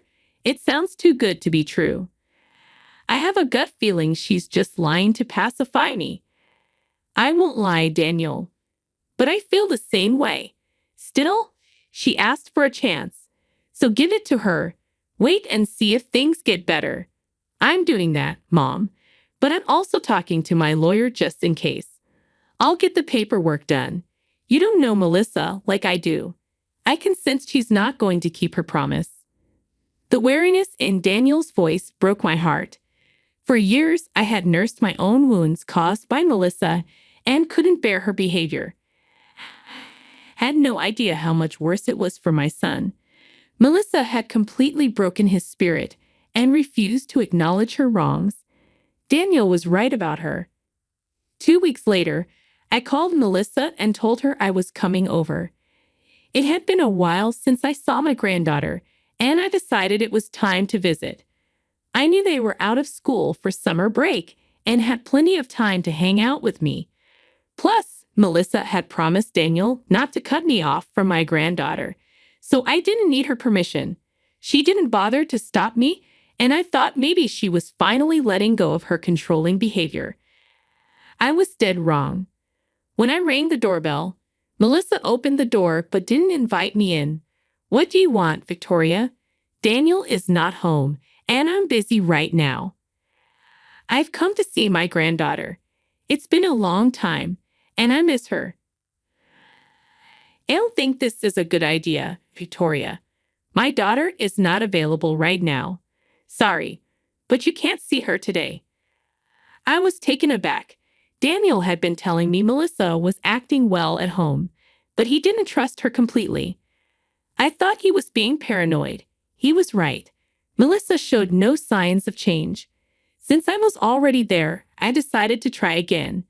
"Melissa, I know my granddaughter is not at school. Her school is on summer break, and I asked Daniel before coming here. He confirmed she is home." "Yes, she is home, but you still can't see her." "Why not? You've been keeping her away from me for a while now." "I don't understand what the problem is. Melissa, you need to tell me why I can't see my own granddaughter." "Because I don't want you to see her ever again. She's my daughter, and I get to make those decisions. I've decided not to let her mingle with you anymore." "You're not telling me why you're doing this, Melissa. This is unfair and unjust to both me and your daughter. Don't you dare tell me what's right for my daughter." "The reason is simple. My child doesn't need to be around a loser like you." Melissa's words were filled with venom. I found myself stepping back in shock.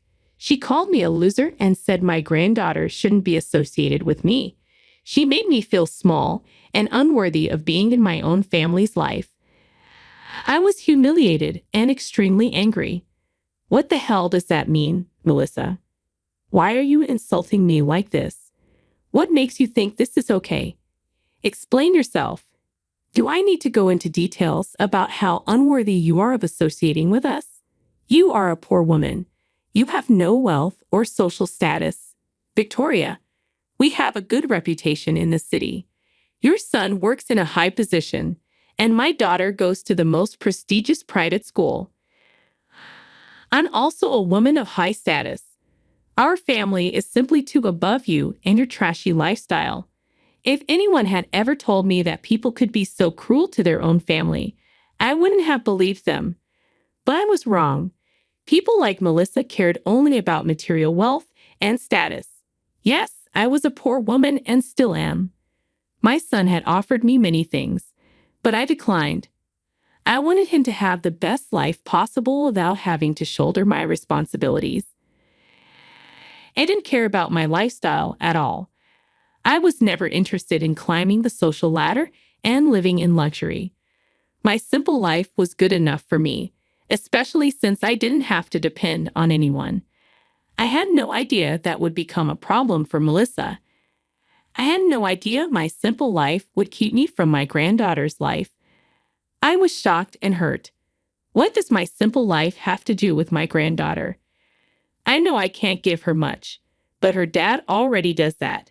She doesn't even complain when I don't bring extravagant gifts. That's the problem, Victoria. I don't want your trashy life rubbing off on my daughter. It's already embarrassing that everyone knows Daniel's mom is a loser. If my daughter continues to have you in her life, she might end up like you. I want her to be successful like me and her father. I can't risk her becoming like you. You are being extremely shallow and unfair, Melissa. None of what you said will happen. My granddaughter needs her grandma in her life. You need family too, along with material wealth. She already has a set of good grandparents, Victoria. My parents are rich and come from a high-status family. Their love and influence will be perfect for my daughter. She doesn't need you in her life, and we don't need you in ours. We have plenty of money and connections to have a good life. I was fuming with what Melissa said. At that moment, I realized how messed up she was. No wonder my son was at the end of his wits. Since I didn't see Melissa much, I didn't know how shallow and superficial she could be. I was thankful I didn't have to deal with her more often, and it made me realize how miserable my son was living with her all the time. Everything Melissa said sealed my resolve to encourage my son to divorce her. With my mind made up, I smiled at Melissa and gently told her, I think you are a little wrong in your assumption, Melissa. My son has a lot of wealth, but from what I gather, you don't have a penny to your name. You're already drowning in credit card bills. What the hell do you mean? I'm married to Daniel, so his money is my money too. I have the right to his wealth. I'm his wife, after all. Well, you won't be his wife for long, Melissa. My son is going to file for divorce very soon. I only remembered that you signed a prenup that clearly states you won't get anything in case of a divorce. Melissa looked scared for a moment before she schooled her expression back to normal. She looked at me nonchalantly, as if what I was saying was far-fetched and impossible. But I could tell she was nervous, especially because she knew Daniel had already warned her about a divorce if she didn't change her behavior. She dismissed me, saying, You can dream on. Victoria, Daniel would never divorce me. He can't be without me. I can control him well enough. Did you forget how I made him limit contact with you? Yes, you did throw a tantrum to make him limit contact with me, but he only agreed because he wanted to save his marriage with you. That was actually the first time it hit Daniel what a messed up woman you are. Over the years, your controlling behavior slowly made him consider divorce. Oh, he can consider divorce all he wants, Victoria.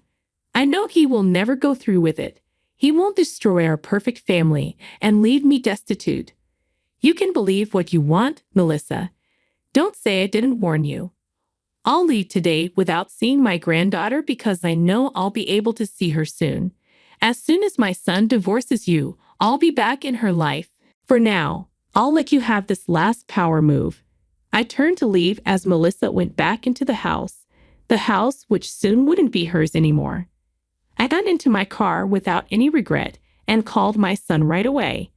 When he picked up, he already sounded weary and resigned. Let me guess, Mom.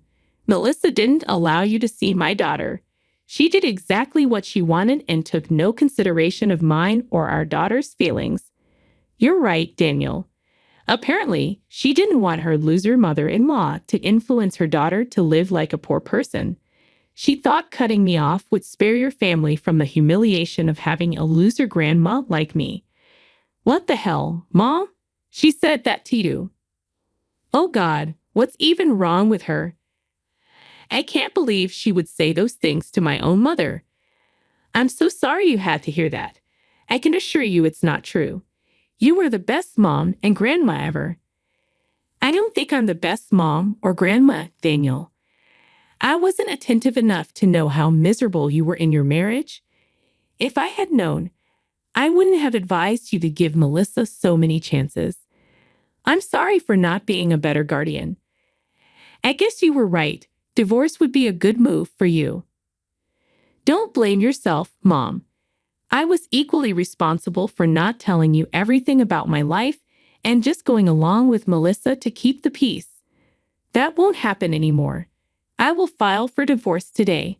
I'm done being manipulated, and I'm done raising my daughter in a toxic household. We both deserve better. That night, Daniel showed up at my door with his clothes and brought my granddaughter along as well. He had filed for divorce and told Melissa about it. Apparently, Melissa lost her temper and started to attack Daniel for leaving her. She didn't want to get a divorce and lose Daniel's money, which she had been relying on.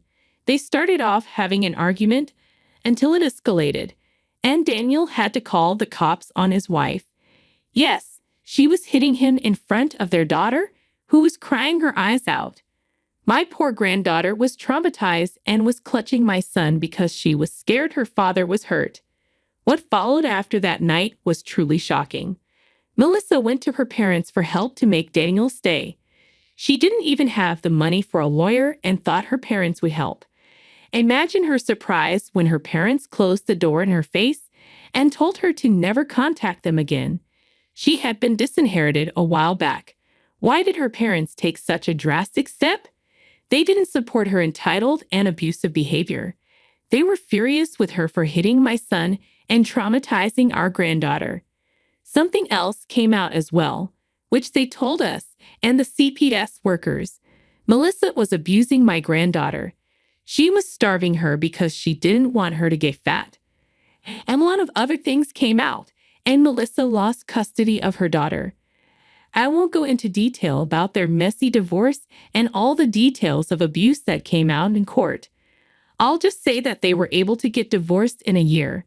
Melissa lost custody, and Daniel got my granddaughter full-time. I moved in with him to help out. Both Daniel and my granddaughter are in therapy, and my son actually had a protective order against Melissa for the physical abuse. Shortly before the divorce was finalized, Melissa showed up at my door to beg me for forgiveness. She wanted my help to get her marriage and child back. Suffice it to say, I kicked her out instantly. Right now, I'm having a good life with my son and granddaughter, who are happy to be rid of that horrible woman. It looks like we will be okay while Melissa is off working at a convenience store after losing everything and becoming the poor loser she didn't want to be.